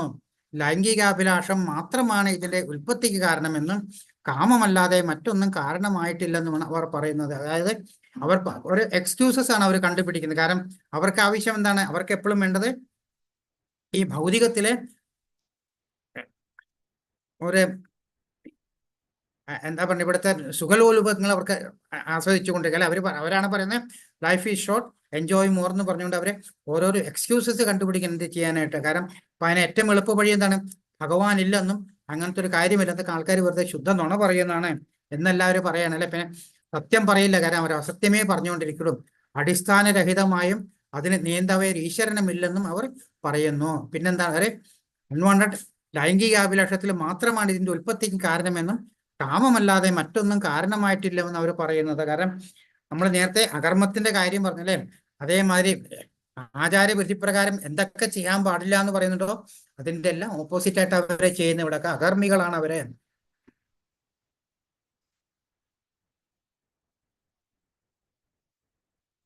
ഏതാം ദൃഷ്ടി അവഷ്ടഭ്യാം നഷ്ടാത്മാനോ അല്പബുദ്ധയാം പ്രഭാവന്ത്യുഗ്ര കർമ്മണ ക്ഷയായ ജഗതോ അഹിത.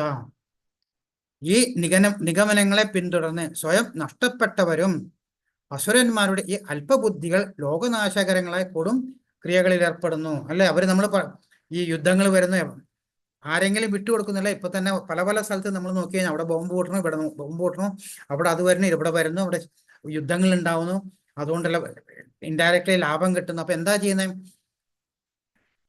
ഇവരൊക്കെ സ്വയം നഷ്ടപ്പെടും. അസുരന്മാരുടെ ഈ അല്പബുദ്ധികൾ ലോകനാശകരമായ കൊടും ക്രിയകളിൽ ഏർപ്പെടുന്നു. ഇവർ കാണുന്ന ഓരോരോ കാര്യങ്ങളൊക്കെ നമുക്കറിയാം. രണ്ടാം ലോകമായിട്ട് എന്തായിരുന്നല്ലേ, അമേരിക്ക പോയിട്ട് അവിടെ ഇവിടെയൊക്കെ പോയിട്ട് ബോംബിടുക ചെയ്തേ. ആ ബോംബ് കൊണ്ട് അവർക്ക് ഗുണമുണ്ടായി. കാരണം ലോകനാശം ചെയ്യുക ചെയ്തവർ. അതേമാതിരി തന്നെ കണ്ടിന്യൂഷൻ ഇപ്പോഴും വരുന്ന പല പല വൃത്തികെട്ട കാര്യങ്ങളെല്ലാം ചെയ്യുന്നുണ്ട്. ഇപ്പൊ ലോകനാശത്തിന് പോകേണ്ട നമ്മുടെ 4 ചുറ്റും നടക്കുന്ന കാര്യങ്ങൾ നോക്കുന്ന ഈ അല്പബുദ്ധികൾ, അതായത് അവർ ചിന്തിക്കുന്നില്ല ഒന്നും.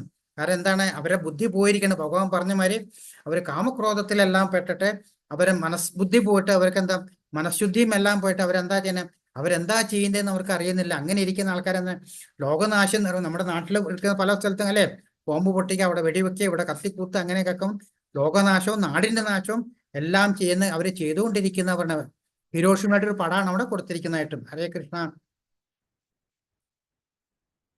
കാമമാശിത്യ ദുഷ്പൂരം ദംഭമാനമതാന്യുത മോഹാത് ഗൃഹീസ്വാത് ഗൃഹാൻ പ്രവർത്തന്തെ അശുചിവ്രത. അടക്കാനാവാത്ത കാമം പൂണ്ടും ദംഭം, ദുരഭിമാനം എന്നിവയിൽ മുഴുകി വ്യാമോഹിതരാവുന്ന അസുര സ്വഭാവികൾ ക്ഷണികമായതിൽ ആകൃഷ്ടരായി എന്നും വൃത്തിഹീനമായ കർമ്മങ്ങൾ ചെയ്തു വരുന്നു.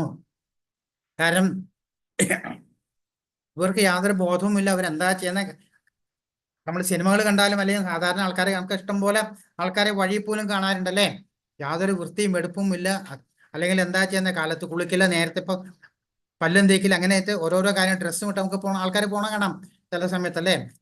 സാധാരണ നമ്മൾ പറയുന്നത് കാലത്തിന് കഴിഞ്ഞാൽ ദേഹശുദ്ധി വരുത്തുക, ശരീരശുദ്ധി വരുത്തുക, ഇതൊക്കെ ചെയ്തുള്ള കാര്യങ്ങൾ വെക്കുന്ന യാതൊരു പ്രശ്നമല്ല. പിന്നെന്താ എപ്പ പറഞ്ഞാൽ, കാരണം ഇവരുടെ ഈ മനസ്സിന്റെ ഈ കൺട്രോൾ ചെയ്യാൻ മനസ്സിനെ സത്യം പറഞ്ഞ ധൈര്യമില്ലാത്ത നമ്മൾ നോക്കി കഴിഞ്ഞാൽ എന്താ, ഇപ്പൊ നമ്മൾ വഴി കൂടെ പോകുന്നത് ശ്രദ്ധിച്ചിട്ടില്ലേ, വലിയ വലിയ നല്ല നല്ല ഇതിലുള്ള പട്ടികളെ നമ്മൾ കൊണ്ടുപോകുമ്പോൾ അപ്പുറത്തുള്ള ചൊക്ലിപ്പട്ടികൾ ഭയങ്കര കുറച്ചുകൊണ്ട്, കാരണം അവർക്ക് പേടിയാണ്, ഭയം, മനസ്സിനെ കൺട്രോൾ ചെയ്താൽ. പക്ഷെ ആ നല്ല വർഗത്തിൽപ്പെട്ട പട്ടി എന്താ ചെയ്യുന്നത്, അവരൊന്നും മിണ്ടാതെ, കാരണം സ്വയം അവർക്കറിയാം അവരെന്താ ചെയ്യുന്നത്, അവർ നടന്ന് അതേമാതിരിയാണ് മാനുഷിക സ്വഭാവം. കാരണം എന്താ ചെയ്യുന്നത്, ഇവർക്ക് ശരിക്കും പറഞ്ഞാൽ മെന്റൽ കൺട്രോളിൽ എന്ത് പറഞ്ഞാലും അവർക്ക് ടെൻഷനാണ്, പേടിയാണ്. ഞാൻ മരണഭയം ഉണ്ടല്ലേ, അത് നഷ്ടപ്പെടുമോ, അല്ല ഇങ്ങനെ സംഭവിക്കുമോ, അങ്ങനെ സംഭവിക്കുമോ എന്ന് പറയുമ്പോൾ എപ്പോഴും ദേഷ്യത്തിലായിരിക്കുന്ന അവർ. അതാണ് അവർക്ക് കാമം പൂണ്ടുന്ന എല്ലാത്തിനും ആസക്തനൊക്കെ നഷ്ടപ്പെട്ടു പോകുമോ എന്നുള്ള പേടി എന്ന് പറയുമ്പോൾ അത് ഇൻഡയറക്റ്റ് അത് അതിനുള്ള ആർത്തിയാണ്. കാമം പൂണ്ടും ദംഭം, ദുരഭിമാനം, അല്ലേ, അവൻ എന്നോട് അങ്ങനെ ചെയ്തു, അല്ലെങ്കിൽ ഞാൻ എന്നോട് ഇങ്ങനെ പറഞ്ഞു, അത് ചെയ്തു, ഇത് ചെയ്തു, നമുക്ക് സ്ഥിരം നാട്ടിൽ കാണാവുന്ന കാര്യങ്ങളാണ്. വ്യാമോഹിതരായ അസുരഭാവികൾ ക്ഷണികമായതിനാൽ ആകൃഷ്ടരായത്. ക്ഷണികമായിട്ടുള്ള കാര്യം, ഈ ഭൗതിക പ്രപഞ്ചത്തിൽ കിട്ടാൻ എന്ത് കാര്യം കിട്ടാന്ന് അത് വളരെ കുറച്ച് നേരത്തേക്കുള്ള നമുക്കറിയാം. അപ്പോൾ ക്ഷണികമായത് ആകൃഷ്ടരായി എന്നും വൃത്തിഹീനമായ കർമ്മങ്ങൾ നമ്മൾ നേരത്തെ എന്തായാലും ഡ്രഗ്സ് അടിക്കുന്ന, കള്ളു കുടിക്കുന്നു, അതിന്റെ കൂടെ എന്തായാലും നോൺ വെജും കഴിക്കുന്നു, അതും കഴിക്കുന്നു. അപ്പൊ എവിടെ വൃത്തിയും എടുക്കുന്നല്ലേ, പല ഇത് കഴിഞ്ഞു കഴിഞ്ഞാൽ അവിടെ തന്നെ കിടന്നുറങ്ങുക. അപ്പൊ അതാണ് വൃത്തിഹീനമായ കർമ്മങ്ങൾ ചെയ്തു വരുന്നു എന്ന് പറയാ ആസുര സ്വഭാവമുള്ള കാര്യം പറയുന്നത്. ഇവിടെ എന്താ നമ്മൾ കാണുന്നത്, ചെയ്യുന്ന കർമ്മങ്ങളെ പറ്റി പറഞ്ഞ ദക്ഷന്റെ കാര്യം. ദക്ഷയാഗം നടത്തിയല്ലേ, ദക്ഷന്റെ എന്താ ചെയ്യുന്നത്, ദക്ഷയാഗം നടത്തണ്ടായി. ആ ദക്ഷയാഗം നടത്തിയപ്പോ എന്താ ചെയ്യുന്നത്, ദക്ഷൻ എല്ലാവരെയും ക്ഷണിച്ചു കഴിയുമ്പോൾ ശിവൻ ആരാണ്, ദക്ഷന്റെ മകളുടെ ഭർത്താവാണ്. അത് പക്ഷെ അതേസമയം ഈ പ്രപഞ്ചത്തിന്റെ മുഴുവൻ നാഥനും കൂടി നോക്കി നടത്തുന്ന ആളാണ് ഭഗവാൻ. ഭഗവാൻ കൃഷ്ണൻ ശിവനെ കൊടുത്തിരിക്കുന്ന റെസ്പോൺസിബിലിറ്റി ഈ പ്രപഞ്ചം മുഴുവൻ സംരക്ഷിച്ചുകൊണ്ടിരിക്കുക എന്നുള്ളത് നമ്മൾ നേരത്തെ കാണണ്ടേ. ശിവൻ ഒരിക്കലും മരണമില്ല എന്നല്ലേ. പാർവതി ദേവി ചോദിക്കേണ്ട ഈ കഴുത്തിൽ കിടക്കുന്ന മാല എന്താണ്, അപ്പൊ നമ്മൾ ശിവൻ പറഞ്ഞത് മുഴുവൻ പാർവതിയുടെ പല ജന്മത്തിലും തലോട്ടിയാണെന്ന്. അപ്പൊ പാർവതിയും പറഞ്ഞു എനിക്കും അങ്ങനത്തെ ഒരു മോഹം ഉണ്ടെന്ന് ശിവൻ പറയേണ്ടതാണ്. അങ്ങനത്തെ കാര്യം നടക്കില്ല, കാര്യം എനിക്ക് മരണമില്ല, കാരണം ഞാൻ 24 മണിക്കൂറും ഭഗവാന്റെ നാമം ജപിച്ചുകൊണ്ട് ഇനി ഇരിക്കുന്നതുകൊണ്ടാണെന്ന് പറഞ്ഞിട്ട്. അപ്പൊ അങ്ങനത്തെ ഒരു ശിവനാണ് ഇരിക്കുന്നത് അല്ലേ. എല്ലാവരും ശിവഭഗവാനെ റെസ്പെക്ട് ചെയ്യുക. പക്ഷെ എന്താ ഇവിടെ ദക്ഷൻ നോക്കുമ്പോൾ ദേഹത്ത് മുഴുവൻ ഭസ്മം പൂശി അല്ലെങ്കിൽ ചാരം മേത്ത് വലിച്ചിങ്ങനെ പോയി ഇരിക്കുന്ന ഒരു വ്യക്തിയായിട്ടാണ് കാണുന്ന. കാരണം മരുമകനും കൂടിയാണ്. ദക്ഷയാഗം നടത്തിയിട്ട് എല്ലാവരും ക്ഷണിച്ചപ്പോഴോ ശിവനെ ക്ഷണിച്ചില്ല. പക്ഷെ പാർവതിക്ക് തോന്നി എന്താ ചെയ്യുന്നത്, എൻ്റെ അച്ഛൻ നടത്തുന്ന യാഗമാണ്. അപ്പൊ ശിവൻ അപ്പോഴേ പറയുന്നുണ്ടായി, നീ പോവരുത്, അവിടെ പോയി കഴിഞ്ഞാൽ പ്രശ്നങ്ങൾ ഉണ്ടാവും, അതുകൊണ്ട് നീ ചെയ്യുന്നെല്ലാം കേട്ടില്ല, പോയി. കാരണം കുറ്റം പറയാൻ പറ്റില്ല. അച്ഛൻ ഇത്രയും വലിയൊരു ഫംഗ്ഷൻ നടത്തുമ്പോൾ മകള് പോയില്ല എന്ന് വെച്ചല്ലേ, മകളെ ചെല്ലാ ചെയ്യുന്നത്. അവിടെ ചെന്ന് കഴിഞ്ഞിട്ട് എന്താ ചെയ്യുന്നത്, ആകെ അപമാനിച്ചു വിടുന്നുണ്ടല്ലേ. അപമാനിച്ചു വിടുമ്പോൾ ദേഷ്യം വരുമ്പോൾ പാർവതി ദേവി അവിടെ തന്നെ അഗ്നിയിൽ കയറി ദേഹത്യാഗം ചെയ്യുന്നുണ്ട്. അപ്പൊ ആ കരിഞ്ഞ ശരീരം എടുത്തിട്ട് ശിവൻ താണ്ഡവം ആടുന്നുണ്ട്. അതാണ് ശിവതാണ്ഡവം എന്നല്ലേ. ശിവൻ അങ്ങ് താണ്ഡവം ആടി ആടി ആടി ആടി എന്താ പറ്റുന്നത്, ആ സമയത്ത് ഭഗവതിയുടെ കരിഞ്ഞ ശരീരങ്ങൾ പല സ്ഥലത്തും വീണിട്ട് അവിടെ എല്ലാം വലിയ വലിയ അമ്പലങ്ങളുണ്ടല്ലേ, ദേവീക്ഷേത്രങ്ങളായിട്ട് മാറിയിട്ടുണ്ട്. കാരണം അത്രയും വലിയ ഉഗ്രതായിരുന്നു അത്. അത് കഴിഞ്ഞിട്ട് എന്താ ചെയ്യുന്നത്, ദക്ഷന്റെ കഴുത്ത് കൊല്ലുക ചെയ്യുന്നത്. അത് കഴിഞ്ഞിട്ടോ യാഗം തുടങ്ങിയത് മുഴുവനാക്കാണ്ട് പറ്റില്ലോ. അപ്പൊ യാഗം തുടങ്ങാനായിട്ട് കിട്ടുന്ന ഒരു തല, അപ്പോഴേക്കും ശിവന്റെ ദേഷ്യമൊക്കെ മാറിക്കഴിഞ്ഞപ്പോഴാണ് തോന്നുന്നത് യാഗം തുടങ്ങിക്കഴിഞ്ഞാൽ അത് കംപ്ലീറ്റ് ചെയ്തേ പറ്റുള്ളൂ. അതിനെന്താ ചെയ്യുന്നത്, എവിടെയെങ്കിലും ഒരു തല കൊണ്ടുവരാൻ പറയാം. അങ്ങനെയുള്ള ആടിന്റെ തല കൊണ്ടിട്ട് ദക്ഷന്റെ തല അല്ലെ വെച്ചു കൊടുത്തിട്ട് അത് കഴിഞ്ഞ യാഗം മുഴുവനാക്കുന്ന ഒരു കഥയാണത്. അപ്പൊ എന്താ സംഭവിക്കുന്നത്, അഹങ്കാരം കൊണ്ട് സംഭവിച്ച ഒരു കാര്യത്തിനെ പറ്റിയാണ് അവിടെ കാണിക്കുന്ന കഥ കാണിക്കുന്നത്. ഇവിടെ നമ്മൾ കാണുന്ന കഥ എന്താണ്, ഇവിടെ കംസന്റെ കഥയാണ് പറഞ്ഞത്. കംസൻ വളരെ ജ്ഞാനിയായിട്ടുള്ള ഒരു വ്യക്തിയാണ് അല്ലെ, അനീതിയോട് ഭയങ്കര സ്നേഹമുണ്ട്, എല്ലാം ചെയ്യുന്ന ഒരു വ്യക്തിയാണ്. പക്ഷെ എന്താണ്, അസുരനാണ്, അഹം എന്നൊരു ഭാവം അവിടെയുണ്ട്. എല്ലാം എൻ്റെ കൈക്കീഴിൽ എന്ന് പറയുന്നത്, നാട്ടിൽ മുഴുവൻ എന്താണ് അനീതിയും എല്ലാം സംഭവിച്ചുകൊണ്ടിരിക്കുന്നതാണ്. കംസന്റെ ഇതെല്ലാം നിർത്തേണ്ട സമയമായിട്ടുണ്ട്. അപ്പൊ എല്ലാവരും ഭഗവാനോട് പറയും, ഭഗവാൻ പറയുന്നുണ്ട് ഞാൻ വരും ഒരു സമയത്ത്. പക്ഷെ ഭഗവാന്റെ കാര്യം എന്താ, ഭഗവാൻ വരുന്നത് നമ്മൾ ആരും ചെന്ന് വിളിച്ചാലല്ല, ഭഗവാന് തോന്നും ഏത് സമയത്ത് എന്ത് കാര്യത്തിന് വേണ്ടി ആരുടെ കൂടിയാണ് അവതാരം എടുക്കേണ്ടതെന്ന് ഭഗവാൻ തോന്നുന്നുണ്ട്. ആ സമയത്ത് ഭഗവാൻ ചെയ്യും. അപ്പൊ കംസന്റെ ഇത്രയൊക്കെ വൃത്തികേട് പലതും ചെയ്യുന്ന സമയത്ത് ഭഗവാൻ ഞാൻ വരാ എന്ന് പറയുന്നുണ്ട് അല്ലേ. അങ്ങനെ അത് കഴിഞ്ഞിട്ട് ബ്രഹ്മാവ് തപസ്യായിട്ടൊക്കെ.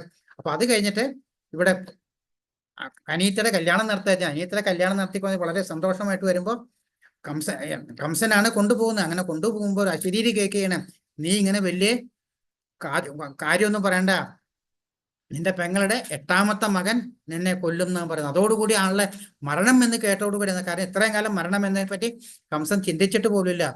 പെട്ടെന്ന് മരണം എന്ന് കേട്ടോടുകൂടി കംസന്റെ ടോട്ടൽ ആ കൺസെപ്റ്റേ മാറി അല്ലെ.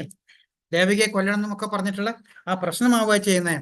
ആ പടാണ് ഇവിടെ കൊടുക്കുന്നത്. കാരണം അപ്പോഴും അഹംഭാവം ഹരിക്കണം, എല്ലാത്തിനും ക്രോധം, കാമക്രോധം എല്ലാം വന്നപ്പോൾ അവിടെ നിന്നുള്ള കഥകൾ നമുക്കറിയാൻ പറ്റില്ല. അവിടുന്ന് പിന്നെ എന്താണ് ഉണ്ടാകുന്നത്, അവർ കാരാഗ്രഹത്തിൽ അയച്ചെന്നും അല്ലെ, കുട്ടികൾ ഉണ്ടാകുന്ന കഥകളൊക്കെ നമുക്കറിയാവുന്ന. അപ്പൊ ആ പടാണ് ഇവിടെ കൊടുത്തിരിക്കുന്നത്. ഇന്ദ്രിയ സന്ദർപ്പണമാണ്. അപ്പോൾ ഇവിടെ പറഞ്ഞു വരുന്നത് അസുരന്മാരുടെ സ്വഭാവത്തെ പറ്റിയാണ്. അതിന്റെ ബേസിക് എന്താണ്, കാമക്രോധ മോഹമാണ് അതിന്റെ ബേസിക്. അജ്ഞാനം എന്ന് പറഞ്ഞാൽ ഭഗവാൻ ആരാണെന്ന് അറിയില്ല, എന്നിലും മുകളിൽ ഒരാളുണ്ടെന്നുള്ള കാര്യം അവർ ഓർക്കുന്നില്ല. അവരെപ്പോഴും പറഞ്ഞു ഐ ആം ദ ഗ്രേറ്റ് എന്നാണ് അവരെപ്പോഴും പറയുന്നത്. നമ്മളും ഒരിക്കലും അത് പറയേണ്ട ആവശ്യമില്ല. കാരണം നമ്മൾ എത്രയോ താഴ്ന്ന കടയിലാണ് കിടക്കുന്നത്. നമുക്ക് മുകളിൽ ഇഷ്ടംപോലെ ആൾക്കാരുണ്ട് അല്ലേ. ഇന്ദ്രിയ സന്ദർപ്പണമാണ് മാനുഷിക സംസ്കാരത്തിന്റെ പ്രധാന ആവശ്യം എന്നവർ കരുതുന്നു. അക്കാരണത്താൽ ജീവിത അവസാനം വരെയും അളവറ്റ വ്യാകുലതയോടെ കഴിഞ്ഞുകൂടേണ്ടതായും വരുന്നു. അനേകായിരം ആഗ്രഹങ്ങളെ വലക്കറ്റിലകപ്പെട്ട കാമക്രോധങ്ങൾക്ക് അധീനെ സുഖഭോഗങ്ങൾക്കായി അന്യായമായിട്ടെങ്കിലും അവർ ധനം സമ്പാദിക്കുന്നു. കാരണം ഇതിനൊക്കെ വേണ്ടി പൈസയുടെ ആവശ്യമുണ്ടല്ലേ. അപ്പൊ ആ ഒരു കാര്യത്തിന് അവർ എപ്പോഴും ധനസമ്പാദനം വരുന്നു പറയുന്നുണ്ട്. പിന്നെ കാമക്രോധങ്ങൾക്ക് അധീനമായിട്ട് കാണിച്ചിരിക്കുന്നത്. ഹരേ കൃഷ്ണ. അസുര സ്വഭാവി ഇങ്ങനെ വിചാരിക്കും, ഇന്ന് എനിക്ക് ഇത്രയേറെ ധനമുണ്ട്, എൻ്റെ പദ്ധതികൾക്കനുസരിച്ച് ഞാൻ ഇനിയും ധനം ആർജിക്കും, ഇത്ര ധനം എനിക്ക് എപ്പോഴും ഉണ്ട്, അത് ഭാവിയിൽ കൂടിക്കൂടി വരികയും ചെയ്യും. അയാൾ എൻ്റെ ശത്രുവാണ്, ഞാൻ അയാളെ കൊന്നു, ഇനിയുള്ള ശത്രുക്കളെയും ഞാൻ കൊല്ലും, ഞാൻ എല്ലാത്തിനും ഉടമയാണ്, ഞാൻ സുഖിയാണ്, എല്ലാം തികഞ്ഞവനും ബലവാനും സന്തുഷ്ടനും സമ്പന്നനുമാണ്, കുലീനരായ ബന്ധുക്കൾ ഉണ്ടെനിക്ക്, എന്നോളം ശക്തിമാനും സന്തോഷവാനും ആരുണ്ട്, ഞാൻ യാഗങ്ങൾ അനുഷ്ഠിക്കും, ദാനം ചെയ്യും, സന്തോഷിക്കും എന്നെല്ലാം ഓർത്ത് അവർ അജ്ഞാനത്താൽ മോഹിതരായിരുന്നു. കാരണം ഈ വക കാര്യങ്ങളൊക്കെ ചെയ്തു കഴിഞ്ഞാൽ അവർ എന്തോ സമ്പാദിച്ചു, എന്തോ വലിയ കാര്യമായി. ഇവിടെ എന്താ കാണിക്കണല്ലേ, പാഞ്ചാലിയുടെ വസ്ത്രാക്ഷേപണി കാണിക്കുന്നത്. കാരണം ദുര്യോധന അത്രയും കർണനുണ്ട്, ഭീഷ്മരുണ്ട്, ദ്രോണരുണ്ട്, ഇവരൊക്കെ ഉള്ളപ്പോൾ ഒന്നും വായ തുറക്കുന്നില്ലേ ഇതെല്ലാം കണ്ടിട്ടും. അപ്പൊ ഇതെല്ലാം അഹംഭാവം കൊണ്ടാണ് ദുര്യോധനൻ കാണിക്കുന്നതാണ് ഇവിടെ കാണിച്ചിരിക്കുന്നത്. അതേ കാര്യം ഇപ്പോഴത്തെ നാട്ടിൽ നോക്കിക്കളെ നമുക്ക് കാണാമല്ലേ. ഇപ്പൊ രാഷ്ട്രീയക്കാരെ കാര്യങ്ങളൊക്കെ എടുത്തു കഴിഞ്ഞിട്ട് എന്താണ്, എല്ലാവരും ഈ പ്രപഞ്ചത്തിൽ കാണുന്ന എല്ലാ സ്വത്തും എൻ്റെ ആണെന്നും എൻ്റെ സ്വത്ത് മറ്റുള്ളവരുടെ കയ്യിലാണ്, അതെല്ലാം എനിക്ക് പിടിക്കണം അല്ലെ. പലവരും കണ്ടല്ലോ, അവിടെ പോയി പിടിച്ചു, ഇവിടെ പോയി പിടിച്ചു പറഞ്ഞാൽ അവർ വിചാരിക്കുന്നത് ഈ ഭൂലോകത്ത് കാണുന്ന എല്ലാ സ്വത്തും എൻ്റെയാണ്, എനിക്ക് ആവശ്യമുള്ളതാണ്, അതുകൊണ്ട് എല്ലാം പിടിച്ചു പറിക്കുക. അതേ വരിയിൽ പറയാതെ അവിടെ കൊന്നു ഇവിടെ കൊന്നു അല്ലെ. ഡെയിലി നോക്കി കഴിഞ്ഞാൽ കാണാൻ പറ്റുന്ന കാര്യമാണ്. ശത്രുവാണ് ഞാൻ, അയാളെ കൊന്നു, ഇനിയുള്ള ശത്രുക്കളെ ഞാൻ കൊല്ലും, ഞാൻ എല്ലാത്തിനും ഉടമയാണ്, ഞാൻ സുഖിയാണ്, എല്ലാം തികഞ്ഞവനും ബലവാനും സന്തുഷ്ടനും സമ്പന്നമാണ് കുലിയൻ. അപ്പൊ ഈ വക എല്ലാ റിലേഷൻസും എല്ലാം വരുമ്പോ എന്താ, നമുക്ക് അഹംഭാവം തന്നെത്താൻ വരണം, എന്നെ ആരും ക്വസ്റ്റ്യൻ ചെയ്യാനില്ല എന്നുള്ള ദുര്യോധനം കാണിക്കുന്ന അതേ കൺസെപ്റ്റാണ് ഇപ്പോഴുള്ള ആൾക്കാരും ചെയ്യുന്നവർക്കുണ്ടെങ്കിൽ അവരും അസുരിക സ്വഭാവം ഉള്ളവരാണെന്ന് ഇവിടെ ഭഗവാൻ പറയുന്നത് കേട്ടോ. അനേക ചത്ത വിഭ്രാന്ത മോഹജാല സമാവൃത പ്രസക്ത കാമഭോഗേഷു പതന്തി നരകെ അശുചോ.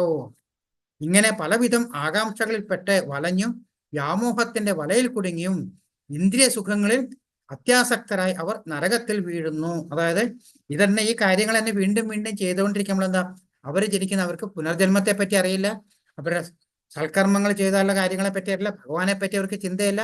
അവരെല്ലാം ചെയ്യുന്ന എന്താ, ദുഷ്കർമ്മങ്ങളും കാര്യങ്ങളും മാത്രം ചെയ്യുമ്പോഴോ അവർ വീണ്ടും വീണ്ടും 84 ലക്ഷം ജീവജാലങ്ങളുള്ളതിൽ ഏറ്റവും തല്ലിപ്പൊളി പോയിട്ട് അവർ ജനിക്കുന്നു, നരകത്തിൽ വീഴുന്നില്ല. നമ്മൾ കണ്ടാണല്ലേ, ഈ വക കാര്യങ്ങൾ ചെയ്തു കഴിഞ്ഞാൽ അവരുടെ ജന്മം നരകത്തിലേക്കായിരിക്കും എന്നും ഏറ്റവും നീചമായിട്ടുള്ള ലൈഫായിരിക്കും അവർക്ക് കിട്ടുക എന്നും ഭഗവാൻ നമുക്ക് ഇതിനു മുമ്പ് പറഞ്ഞു തന്നിട്ട്, അതന്നെ ഭഗവാൻ പറഞ്ഞു, അവർ നരകത്തിൽ വീഴുന്നു.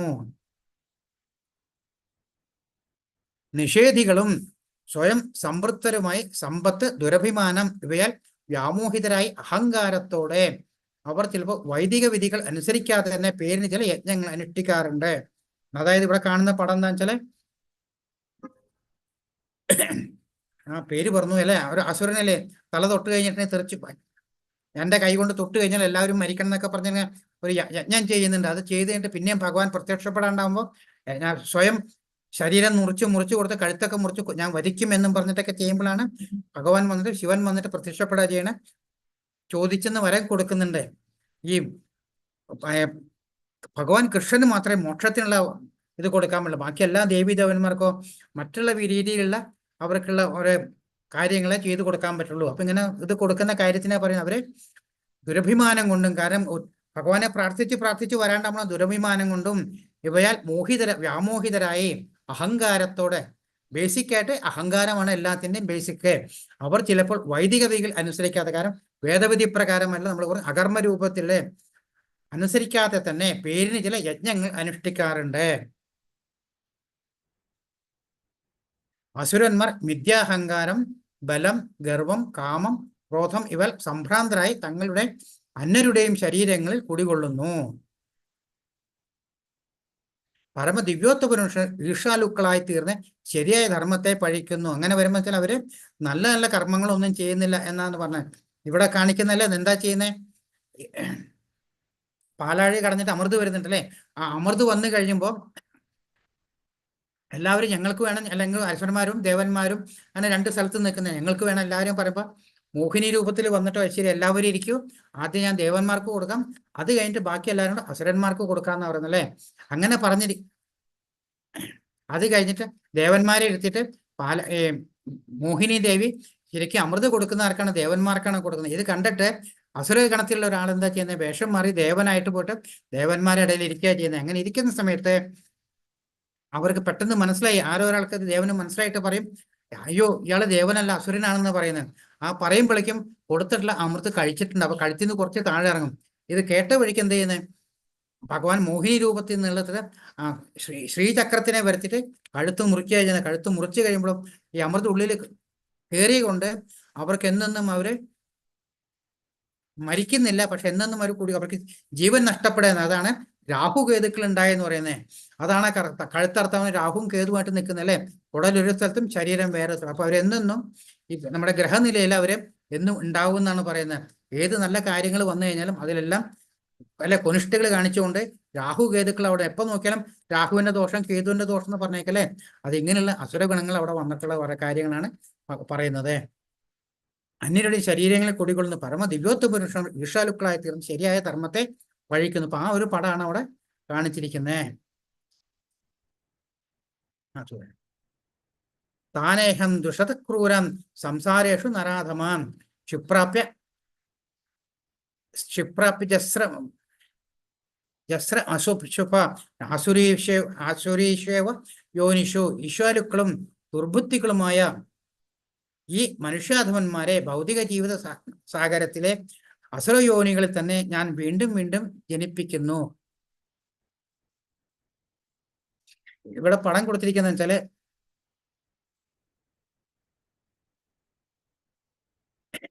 ഭഗവാൻ പറയുന്നത് വെച്ചാല് നമ്മൾ ഭഗവാൻ ഇതിനു മുമ്പ് പറഞ്ഞ ലീവ് ആൾക്കാരല്ലേ, ഭഗവാൻ എന്താ ചെയ്യുന്നത്, ഈ ദുഷ്കർമ്മങ്ങൾ ചെയ്യുന്ന ആൾക്കാരെ വീണ്ടും വീണ്ടും ഇതിൽ തന്നെ ജനിപ്പിക്കുന്നു എന്നാണ് പറയുന്നത്. ഈശ്വലുക്കളും ദുർബുദ്ധികളും ഈ മനുഷ്യാധമന്മാരെ ഭൗതിക ജീവിത സാഗരത്തിലെ അസുര യോനികളിൽ തന്നെ ഞാൻ വീണ്ടും വീണ്ടും ജനിപ്പിക്കുന്നു എന്ന് പറയുന്നുണ്ട്. ഇവിടെ കാണിക്കുന്ന പടം എന്ന് വെച്ചാൽ സനൽകുമാരന്മാരെ വൈകുണ്ഠദേശത്തിൽ ഭഗവാനെ കാണാൻ പോകുന്നുണ്ട്. ആ സമയത്ത് അവിടെ ജയവിജയന്മാർ അവിടെ നിൽക്കുന്നത്, അവരാണ് ജയവിജയന്മാർ വെച്ചാൽ ഭഗവാന്റെ വലിയ ഭക്തന്മാരാണ്. അപ്പൊ ഇവര് ചെല്ലുമ്പോൾ അവരെ കടത്തി വിടില്ല. അപ്പൊ ചില ആചാര്യന്മാര് പറയുന്ന വെച്ചാല് ഭഗവാനെ ഈ അഹംഭാവം എന്നുള്ളതിന്റെ എന്താണെന്ന് മനസ്സിലാക്കുന്ന ആ ഒരു ലീല കാണിക്കാനായിട്ട് ഇവരുടെ ദേഹത്ത് അഹംഭാവം നിൽക്കുമ്പോഴാണ് അവർ പറയുന്നത്. അല്ലെങ്കിൽ നോർമലി വൈകുണ്ഠദേശത്തുള്ള അഹംഭാവം അങ്ങനെയൊന്നും ഇല്ലാത്ത കാര്യമാണ്. ഇവര് പറയും ഞങ്ങൾ കടത്തി വിടില്ല എന്ന് പറയും, കാരണം ഞങ്ങൾ ഭഗവാന്റെ ഭയങ്കര ഭക്തന്മാരാണെന്ന്. അങ്ങനെ അവരെ വാഗ്വാദത്തിൽ വരുമ്പോൾ സനൽകുമാരന്മാരെ ഇവരെ ശപിക്കുന്നുണ്ട്. ഇവരെ 3 ജന്മത്തിലേക്ക് ഇവര് അസുരന്മാരായിട്ട് തീരുന്നതാണ്. പക്ഷെ ജയവിജയന്മാർ ഇത്രയും ഭഗവാന്റെ ഭയങ്കര ഭക്തന്മാരാണ്. ഭഗവാൻ തന്നെ അവരോട് വന്നിട്ട് പറഞ്ഞു, വിഷമിക്കേണ്ട, ഓരോ ജന്മത്തിലും ഞാൻ ജനിച്ചിട്ട് നിങ്ങളെ ശരിയാക്കി തരാം, നിങ്ങൾക്ക് മോക്ഷം തരാം എന്ന് പറഞ്ഞ ആ കഥ പിന്നീട് വരുന്നുണ്ട്. അപ്പൊ ഞാൻ ഡീറ്റെയിൽ ആയിട്ട് പറഞ്ഞുതരാം. ഈശ്വലുക്കളും ദുർബുദ്ധികളും ഈ മനുഷ്യാധമന്മാരെ ഭൗതിക ജീവിതത്തിൽ സാഗരത്തിൽ അസുരയോനികൾ ഞാൻ വീണ്ടും വീണ്ടും ജനിപ്പിക്കുന്നത്. അപ്പൊ അങ്ങനെ ആ ഒരു പടമാണ് അവിടെ കൊടുത്തിരിക്കുന്നത്.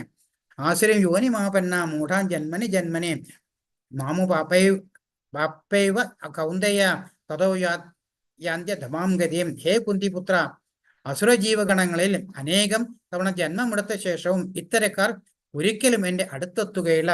ക്രമേണ അധികം നീചങ്ങളായ തലങ്ങളിലേക്ക് താഴ്ത്തപ്പെടുന്നു. ഭഗവാൻ ഇതിനു മുമ്പും പറഞ്ഞിട്ടില്ലേ, അതായത് അധമന്മാരായിട്ടുള്ള ആൾക്കാരെ എന്താ ചെയ്യുന്നത്, അവര് വളരെ ചീത്ത സ്വഭാവങ്ങൾ ചെയ്യുന്ന ചീത്ത കാര്യങ്ങളെല്ലാം ചെയ്യുമ്പോൾ അവരെ വീണ്ടും വീണ്ടും ഞാൻ ഈ ഭൗതിക ലോകത്തിലേക്ക് പറഞ്ഞയക്കുന്നു. പിന്നീട് അവരെ ഞാൻ അതായത് ഏറ്റവും താഴ്ന്ന നീച ജന്മം കൊടുത്തുകൊണ്ട് അവരെ പാതാള ലോകത്തിലേക്ക് അവരെ മാറ്റുന്നും ഭഗവാൻ പറയുന്നുണ്ട് അല്ലേ. അതന്നെയാണ് വീണ്ടും വീണ്ടും പറയുന്നത്. ആസുരിക ഗണങ്ങളാൽ അനേകം തവണ ജന്മമെടുത്ത ശേഷവും ഇത്തരക്കാർ ഒരിക്കലും എൻ്റെ അടുത്തെത്തുകയില്ല. ക്രമേണ അധികം നീചങ്ങളെ തലങ്ങളിലേക്ക് താഴ്ത്തപ്പെടുത്തുക. കാരണം ഓരോ കാര്യങ്ങളും കർമ്മങ്ങളും ചെയ്യുമ്പോഴും അവരുടെ സഞ്ചിയിൽ അവരുടെ കർമ്മക്കണക്ക് കൂടി അവരാണ് ചെയ്യണേ. ഈ കർമ്മക്കണക്കുകൾ മുഴുവൻ അവര് തീർത്താലേ അവർക്ക് വീണ്ടും അവർക്ക് നല്ല ജന്മം കിട്ടുന്നില്ല. അപ്പൊ ഓരോ പ്രാവശ്യം അവരെ കർമ്മക്കണക്ക് കൂട്ടി സഞ്ചിയിൽ കയറുന്ന കർമ്മക്കണക്ക് കൂടി വരുന്നവരെന്ന് അവരുടെ സഞ്ചിയുടെ ഭാരം കൂടുമ്പോൾ അവരേറ്റവും ആ സഞ്ചി ചോന്ന് അവരെ താഴ്ന്ന തലത്തിലേക്കാണ് പോയിക്കൊണ്ടിരിക്കുന്നതെന്ന് ഭഗവാൻ പറയുന്നത് അല്ലേ. നമ്മളെപ്പോലുള്ള ആൾക്കാരെ എന്താ ചെയ്യേണ്ടത്, നമ്മൾ ആ സഞ്ചിയിലെ കാര്യങ്ങളൊക്കെ കുറയ്ക്കാനുള്ള ഏറ്റവും വഴി എന്താണ്? ഹരേ കൃഷ്ണ കൃഷ്ണ കൃഷ്ണ ഹരേ ഹരേ ഹരേ രാമ രാമ രാമ ഹരേ ഹരേ എന്ന് ചെല്ലുകയും ചെയ്യുക. ഭഗവാനെ നമ്മൾ സമർപ്പിക്കും. ഭഗവാൻ എല്ലാം ചെയ്തുകൊണ്ടെന്ന് അർപ്പിച്ചുകൊണ്ടും നമ്മുടെ പാപങ്ങളെ ഭഗവാൻ അറ്റിത്തരുമെന്ന് പറഞ്ഞുകൊണ്ട് വീണ്ടും പാപങ്ങൾ ചെയ്യാതിരിക്കും കൂടെ നമ്മൾ ചെയ്യേണ്ടതാണ്. പിന്നെ പറയണേ, ത്രിവിധം നരകസ്വേദം ദ്വാരം നാശമാത്മനാം കാമക്രോധ സദാലോഭം തസ്മാദേതത്രയം ത്യജേത്. നരകത്തിലെ കവാടങ്ങൾ 3 ഉണ്ട്: കാമം, ക്രോധം, ലോഭം. ആദ്യമേ നമ്മൾ ഭഗവത്ഗീത തുടങ്ങിയപ്പോൾ പറഞ്ഞു ഈ ജീവിതത്തിന്റെ ഏറ്റവും വലിയ പ്രശ്നം കാമക്രോധ ലോഭമാണ് നമ്മൾ പഠിക്കേണ്ടത് അല്ലേ. അതന്നെ വീണ്ടും ഭഗവാൻ ഇവിടെ പറയാണ്, നരകത്തിലേക്കുള്ള 3 കവാടങ്ങളാണ് കാമം, ക്രോധം, ലോഭം. ബുദ്ധിയുള്ള എല്ലാവരും ഇവയെ ഉപേക്ഷിക്കണം, കാരണം അവ ആത്മാവിന്റെ അധപ്പതനത്തിലേക്ക് വഴി തെളിയിക്കും. കാമക്രോധ ലോഭം എന്തുകൊണ്ടുണ്ടാവുന്നത്? മനസ്സിന് ചാഞ്ചല്യം ഉള്ളതുകൊണ്ടല്ലേ, മനസ്സിന് ശക്തി ഇല്ലാത്തതുകൊണ്ടാണ് ഇതൊക്കെ വരുന്നത്. അപ്പൊ ഇതെല്ലാം എങ്ങനെയാണ് മാറ്റുക എന്നുള്ളത് ഭഗവാൻ പറഞ്ഞുതരാം. എന്താണെന്ന് ചെയ്യണം, മനസ്സിനെ എപ്പോഴും കൺട്രോൾ ചെയ്യുക. മനസ്സിനെ കൺട്രോൾ ചെയ്യുന്നത് നമ്മൾ ഇന്ദ്രിയങ്ങളെ കൺട്രോൾ ചെയ്യുക. ഇന്ദ്രിയങ്ങളെ കൺട്രോൾ ചെയ്ത് ബുദ്ധി ഉപയോഗിച്ച് മനസ്സ് ഇതിനെല്ലാം കൺട്രോൾ ചെയ്തിട്ട് അങ്ങനെ ഇരിക്കുന്ന സമയത്ത് സ്ഥിതചിത്തനായ ഒരു മനസ്സിനെ ജീവാത്മാവിനെ മനസ്സിലാക്കാൻ പറ്റും. ജീവാത്മാവിന്റെ അടുത്തിരിക്കുന്ന പരമാത്മാവിനെ മനസ്സിലാക്കാൻ പറ്റും. ഈ രണ്ടും മനസ്സിലാക്കി കഴിഞ്ഞാലോ ഈ പ്രകൃതി എന്ന് പറയുന്ന ശരീരത്തെയും ജീവാത്മാവിനെയും പരമാത്മാവിനെയും മനസ്സിലാക്കി കഴിഞ്ഞാൽ തന്നെ ഭഗവാൻ പറയുന്നതാണ് അതാണ് ഏറ്റവും വലിയ ജ്ഞാനമെന്നും ആ ജ്ഞാനം ലഭിച്ച ഒരാൾക്ക് എൻ്റെ അടുത്തേക്ക് വരാൻ സാധിക്കുന്നു ഭഗവാൻ ആദ്യം പറയണ്ടായി അല്ലെ. ആ 3 കാര്യങ്ങളാണ് വീണ്ടും ഭഗവാൻ പറയുന്നത്. നരകത്തിലേക്ക് 3 കവാടങ്ങളാണെന്ന്. കാമം, ക്രോധം, ലോഭം. ബുദ്ധിയുള്ള എല്ലാവരും ഇവയെ ഉപേക്ഷിക്കണം, കാരണം അവ ആത്മാവിന്റെ അധപ്പതനത്തിലേക്ക് വഴി തെളിയിക്കും എന്നാണ് പറയുന്നത്. ഏതര വിമുക്ത കൗന്ദയ തമോ ദ്വാരേ സ്ഥിതിർഭിർനര ആചാര്യതാത്മനാശ്രയ സതതോത്യാദി പരാങ്കതിയും കുന്തിപുത്ര.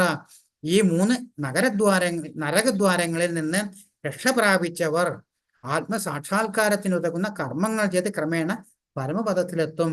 അതന്നെയാണ് ഭഗവാൻ ഇതിനു മുമ്പും പറഞ്ഞിട്ട് അല്ലെ. ജ്ഞാനം ലഭിക്കാനായിട്ട് ഈ 3 കാര്യങ്ങൾ എന്തൊക്കെയാണ്? ഈ ശരീരം, ജീവാത്മാവ്, പരമാത്മാവ്, ഇതിന് 3 മനസ്സിലാക്കുക. അത് കഴിഞ്ഞിട്ട് പിന്നെ ഭഗവാന്റെ കാര്യങ്ങൾ മനസ്സിലാക്കുക. അത് കഴിഞ്ഞിട്ടോ ഹരേ കൃഷ്ണ മഹാമന്ത്രം ജപിച്ചു കൊണ്ടിരിക്കുക. ഈ 3 നരകദ്വാരങ്ങളിൽ നിന്നും രക്ഷ പ്രാപിച്ചവർ ആത്മസാക്ഷാത്കാരത്തിനുതകുന്ന കർമ്മങ്ങൾ ചെയ്ത് ക്രമേണ പരമപദത്തിലെത്തും. മനുഷ്യൻ കാമം, ക്രോധം, ലോഭം എന്നീ 3 ശത്രുക്കളെ പറ്റി കരുതലോടെ ഇരിക്കണം. ഒരാൾ കാമക്രോധ ലോഭങ്ങളെ എത്ര ഒഴിഞ്ഞു നിൽക്കുന്നുവോ അത്രത്തോളം അയാളുടെ ജീവിതം പരിശുദ്ധമായി തീരും. പിന്നെ വൈദിക സാഹിത്യങ്ങളിൽ പറയുന്ന നിബന്ധനകളെ അയാൾക്കനുസരിക്കാൻ കഴിയും. മനുഷ്യ ജീവിത നിയന്ത്രണത്തിലുള്ള ഈ പ്രമാണങ്ങളെ സ്വീകരിച്ചുകൊണ്ട് ക്രമേണ ആധ്യാത്മികോന്നതയിലേക്ക് ഉയരാം. ഇങ്ങനെ കൃഷ്ണാബോധം വരെ എത്താൻ ഭാഗ്യമുണ്ടായവന് വിജയം സുനിശ്ചിതമല്ലേ. ജ്ഞാനം ഉണ്ടാക്കുക, ജ്ഞാനം കഴിഞ്ഞ കർമ്മം എങ്ങനെ ചെയ്യേണ്ടത് പറഞ്ഞു, പിന്നെ കർമ്മം എങ്ങനെ അർപ്പിക്കണം എന്ന് പറഞ്ഞു, അത് കഴിഞ്ഞ് യവ നിയമങ്ങളനുസരിച്ച് എങ്ങനെ ജീവിക്കണം എന്ന് പറഞ്ഞു, അത് കഴിഞ്ഞിട്ട് ഭഗവാൻ എല്ലാം സമർപ്പിക്കണം. നമുക്ക് ഇതിനു മുമ്പ് ഭഗവാൻ 5 സ്റ്റെപ്പുകൾ പറഞ്ഞു തന്നു അല്ലെ. മനുഷ്യ ജീവിത നിയന്ത്രണം ഈ പ്രമാണങ്ങളെ സ്വീകരിച്ചുകൊണ്ട് ക്രമേണ ആധ്യാത്മികോന്നതയിലേക്ക് ഉയരാം. ഇങ്ങനെ കൃഷ്ണാബോധം വരെ എത്താൻ ഭാഗ്യമുണ്ടായവന് വിജയം സുനിശ്ചിതം തന്നെ. അപ്പോൾ 2 അസുര സ്വഭാവമുള്ളവരും ദൈവിക സ്വഭാവമുള്ളവരും പറഞ്ഞു. ദൈവിക സ്വഭാവത്തിലേക്ക് നമ്മുടെ മനസ്സിനെ എങ്ങനെ മാറ്റിയെടുക്കണം എന്നെല്ലാം ഭഗവാൻ പറഞ്ഞു തന്നു. ശാസ്ത്ര വിധി മുത്സജ്ജ വർത്തതേ കാമകാരത നസ സിദ്ധിമുവാപ്നോതി ന പരാങ്കതിം. ശാസ്ത്രവിഹിതങ്ങളായ വചനങ്ങളെ കണക്കിലെടുക്കാതെ തന്നിഷ്ടം പോലെ പ്രവർത്തിക്കുന്നവർക്ക് പരിപൂർണതയോ പരമലക്ഷ്യപ്രാപ്തിയോ സുഖം പോലുമോ നേടാനാകില്ല. നമ്മൾ നേരത്തെ 4 കാര്യങ്ങൾ ചെയ്യാൻ പാടില്ല എന്ന് പറഞ്ഞാൽ ആ 4 കാര്യങ്ങളെ പടമാണ് ഇവിടെ ചെയ്യുന്നത്. Illicit sex, gambling, meat eating, intoxication. ഈ 4 കാര്യങ്ങളിലാണ് കലിയുള്ളതെന്നും ഈ 4 കാര്യങ്ങൾ ചെയ്യാൻ പാടില്ല എന്നും ഭഗവാനോട് പറയുന്നുണ്ട്. അപ്പോൾ ഈ 4 കാര്യങ്ങൾ ശാസ്ത്രവിഹിതങ്ങളല്ലാത്ത 4 കാര്യങ്ങളാണ്. കണക്കിലെടുക്കാതെ തന്നിഷ്ടം പോലെ പ്രവർത്തിക്കുന്നവർക്ക് പരിപൂർണതയോ പരമലക്ഷ്യപ്രാപ്തിയോ സുഖം പോലും നേടാനാവുന്ന. കാരണം ഈ 4ലും പെട്ടുകഴിഞ്ഞാൽ നമ്മുടെ ശരിയായ നമ്മുടെ അസ്തിത്വം നമുക്ക് നഷ്ടപ്പെടുക. കാരണം നമുക്ക് കള്ളം പറയേണ്ടി വരും അല്ലേ, അനാവശ്യമായ കാര്യങ്ങൾ ചെയ്യേണ്ടി വരും. നമ്മുടെ ഭക്ഷണത്തിന്റെ കാര്യത്തിൽ നമ്മുടെ ശാരീരികമായി മാനസികമായി നമുക്ക് വ്യത്യാസങ്ങൾ വരും. ഇൻടോക്സിക്കേഷൻ ചെയ്തു കഴിഞ്ഞാൽ നമ്മുടെ മനഃശക്തി പോവും, നമ്മുടെ കാമക്രോധത്തിലേക്ക്. കാരണം നമുക്ക് പിന്നെ അഹംഭാവം വരുന്നത്. പലവരും കണ്ടിട്ടില്ല, കള്ളു കുടിച്ച് വഴി കൂടെ പോയിട്ട് നാട്ടുകാരെ ചീത്ത വിളിക്കുന്നല്ലേ. അതേമാതിരി നമ്മുടെ ബോധം നമുക്ക് നഷ്ടപ്പെടുക ചെയ്യുന്നത്. അപ്പോൾ നമ്മുടേതായ എല്ലാ നല്ല ഗുണങ്ങളും ഈ 4 കാര്യം കൊണ്ട് നമുക്ക് ഇല്ലാതാവുക ചെയ്യുന്നത്. അതോടുകൂടി നമ്മുടെ നാശം തുടങ്ങി എന്നാണ് പറയുന്നത്. അപ്പൊ ആ നാശം ഇല്ലാതിരിക്കാനാണ് ഇതിൽ നിന്നെല്ലാം വിട്ടു നിൽക്കാൻ ഭഗവാൻ പറയുന്നത്. ഹരേ കൃഷ്ണ. ഇവിടെ നമ്മൾ നേരത്തെ പറഞ്ഞ എന്താ, ജയവിജയന്മാരെ കഥ പറഞ്ഞു അല്ലെ. ജയവിജയന്മാരെ കഥയിൽ ഇവിടെ എന്താ ചെയ്യുന്നത്, അവരെ 3 ജന്മങ്ങളിൽ പറയുന്നുണ്ട്. ആദ്യത്തെയാണ് ഹിരണ്യാക്ഷനും ഹിരണ്യകശിപുമായിട്ട് അവർ ജനിക്കുന്നുണ്ട്. ആ ഹിരണ്യാക്ഷനെ ഒരു ബോറിന്റെ രൂപത്തിൽ വന്നിട്ട് ഭഗവാനായിട്ട് യുദ്ധം ചെയ്ത് അവിടെ നശിപ്പിക്കുന്നുണ്ട്. ഹിരണ്യകശിപുവിനെ നമുക്കറിയാം, നരസിംഹാവതാരം വന്നിട്ട് അവിടെ അതും 2 കൂട്ടരെ മോക്ഷം കൊടുത്തു. കാരണം ഭഗവാൻ വധിച്ചു കഴിഞ്ഞാൽ മോക്ഷം കിട്ടിയെന്ന് പറഞ്ഞു. അവർക്ക് 2 ആൾക്കും മോക്ഷം അവിടെ കിട്ടുന്നുണ്ട്. അത് കഴിഞ്ഞിട്ട് പിന്നത്തെ ജന്മത്തിൽ എന്താ വരുന്നത്, രാവണനായിട്ടും കുംഭകർണനായിട്ടുമാണ് അവർ ജനിക്കുന്നത്.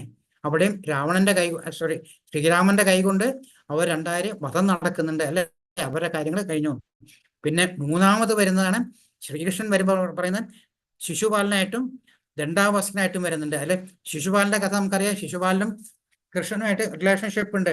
അപ്പൊ ശിശുപാലൻ എവിടെ കൃഷ്ണനെ കണ്ടാലും ഇൻസൾട്ട് ചെയ്ത് വിടുന്നത്. എങ്ങനെ ചെയ്ത് വരുമ്പോൾ അമ്മയ്ക്ക് ആകെ ടെൻഷനാവും, ഇതെന്താ സംഭവിക്കുന്നത്. അപ്പൊ ശിശുപാലന്റെ അമ്മയ്ക്ക് കൃഷ്ണൻ ഒരു പ്രോമിസ് കൊടുക്കുക. എന്താണ്, 100 തവണ വരെ ഞാൻ ക്ഷമിക്കും, 100 കഴിഞ്ഞാൽ മാത്രമേ ഞാൻ എന്തെങ്കിലും ചെയ്യണേ. 101ാമത്തെ തവണ ചെയ്യുമ്പോഴാണ് ഭഗവാൻ ശിശുപാലനെ വധിക്കുന്നത്. രണ്ടാം സ്കന്ധ കാര്യം പിന്നെ കൂടുതലായിട്ടൊന്നും അതിൽ പറഞ്ഞു കണ്ടിട്ടില്ല. പക്ഷെ 100% ഭഗവാൻ പറഞ്ഞ കാര്യങ്ങൾ വെച്ച് നോക്കുമ്പോൾ അദ്ദേഹത്തെയും ഭഗവാൻ തന്നെ വധിച്ച് മോക്ഷം കൊടുത്തിട്ടുണ്ടാവും. ഹരേ കൃഷ്ണ. അതാണ് ഈ 3 പടങ്ങളിലൂടെ കൊടുത്തിരിക്കുന്നത്. അവരെ 3 ജന്മങ്ങൾ വന്നിട്ടുള്ളത് ഇവിടെ കാണിക്കുന്നതാണ്. നമ്മുടെ മനസ്സാണ് നമ്മുടെ ശത്രു എന്നും നമ്മുടെ മിത്രമെന്നും മനസ്സാണ് നമ്മൾ ഇതിനും ഭഗവാൻ പറഞ്ഞു തന്നിട്ടുണ്ടല്ലേ. അതേ കാര്യം തന്നെ ഇവിടെ കാണിക്കുന്നത്. എന്താണത്?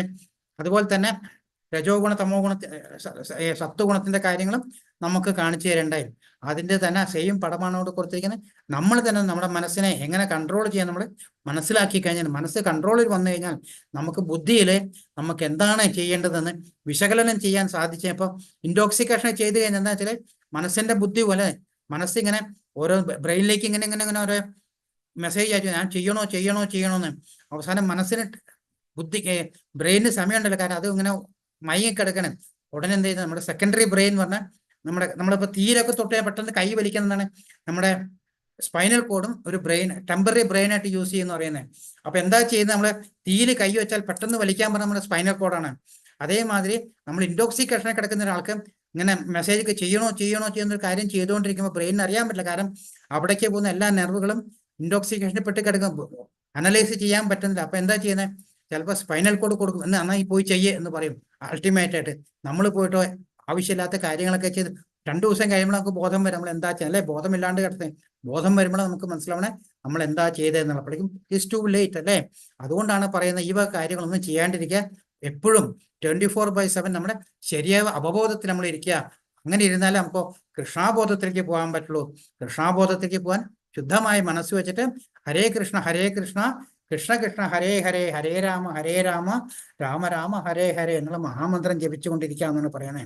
തസ്മശാസ്ത്രം പ്രമാണം തേ കാര്യകാര്യ വ്യവസ്ഥിത യാജ്ഞാശാസ്ത്ര വിധാനോകം കർമ്മകർത്ത ഹസി. എന്തു ചെയ്യണം, എന്തു ചെയ്യാൻ പാടില്ല എന്ന് ധർമ്മശാസ്ത്രങ്ങളുടെ അടിസ്ഥാനത്തിൽ ഒരാൾ മനസ്സിലാക്കണം. ഈ നിയമബന്ധനങ്ങൾ പഠിച്ചതിന് ശേഷം മാത്രം പ്രവർത്തിക തന്മൂലം ക്രമേണ ഉന്നതി പ്രാപിക്കും. അതായത് ശാസ്ത്രങ്ങൾ പഠിക്കാന്ന് പറഞ്ഞാൽ അതിനു വേണ്ടിയിട്ട് പണ്ടൊക്കെ നമുക്ക് സ്റ്റാർട്ടിങ്ങിൽ നമുക്ക് ബ്രഹ്മചര്യം എന്നൊരു സമയം ഉണ്ടായിരുന്നു, ഇതൊക്കെ പഠിപ്പിച്ചു. പക്ഷെ ഇന്ന് അതില്ലാത്തത് കൊണ്ട് നമ്മുടെ ചെറുപ്പത്തിലെ കുട്ടികളെങ്കിലും അറ്റ്ലീസ്റ്റ് ഭഗവത്ഗീതയെങ്കിലും നമ്മൾ പഠിപ്പിക്കുക എന്നാണ് പറയുന്നത്. നല്ല രീതിയിലുള്ള ആചാര്യന്മാരെ വെച്ചിട്ട് ഭഗവത്ഗീത യഥാരൂപം വായിക്കുക, അതെല്ലാം പറഞ്ഞു കൊടുത്ത് കുട്ടികളെ മനസ്സ് ശുദ്ധപ്പെടുത്തുക എന്ന് പറയുന്നത്. ഹരേ കൃഷ്ണ. കൃഷ്ണാബോധത്തിലൂടെ ഭഗവത്ഗീതയിലെ കൃഷ്ണനെ അറിയുകയും കൃഷ്ണാബോധം ഉൾക്കൊള്ളുകയും ചെയ്ത് ഭക്തിയുത സേവനത്തിൽ മുഴുകുന്നവർ വേദസംഹിതകൾക്ക് നൽകാവുന്നത്ര അത്യുത്കൃഷ്ട ജ്ഞാനം അത്രയും നേടിക്കഴിഞ്ഞു. ശ്രീ ചൈതന്യ മഹാപ്രഭു ഈ പ്രക്രിയ അത്യന്തം ലളിതമാക്കിയിട്ടുണ്ട്. ഹരേ കൃഷ്ണ കൃഷ്ണ കൃഷ്ണ ഹരേ ഹരേ ഹരേ രാമ രാമ രാമ ഹരേ ഹരേ എന്ന മഹാമന്ത്രം ജപിക്കുവാനും ഭഗവത് സേവനത്തിൽ ഭക്തിപൂർവ്വം ഏർപ്പെടാനും ഭഗവത് പ്രസാദം ഭക്ഷിക്കുവാനും അദ്ദേഹം ജനങ്ങളോട് ഉപദേശിച്ചിട്ടുണ്ട്. ഈ ഭക്തി സാധനങ്ങളിൽ നേരിട്ട് ഏർപ്പെട്ടിരിക്കുന്ന ഒരാൾ വൈദിക സാഹിത്യത്തിൽ വേണ്ടും വേണം പഠിച്ചിട്ടുണ്ടെന്ന് പറയാം. ഹരേ കൃഷ്ണ. അപ്പൊ ഭഗവത്ഗീത എന്താ പറയുന്നത്, സ്റ്റാർട്ടിങ്ങിൽ നമ്മൾ പറയുന്നുണ്ട് എല്ലാ ഉപനിഷത്തുക്കളും ഒരു പശുവായിട്ട് കണക്കാക്കിയിട്ട് അതിന്റെ പാലെടുത്തിട്ട് അതിന്റെ സത്ത് എടുത്തിട്ടാണ് ഭഗവത്ഗീത ഉണ്ടാക്കിയിരിക്കുന്നത്. അതാണ് പറയുന്നത് ഭഗവത്ഗീത പഠിക്കൂ, അത് പഠിച്ചു കഴിഞ്ഞാൽ എല്ലാ ഗ്രന്ഥങ്ങളും പഠിച്ചതിന് തുല്യമാണെന്നാണ് പറയുന്നത്. ഹരേ കൃഷ്ണ കൃഷ്ണ കൃഷ്ണ ഹരേ ഹരേ ഹരേ രാമ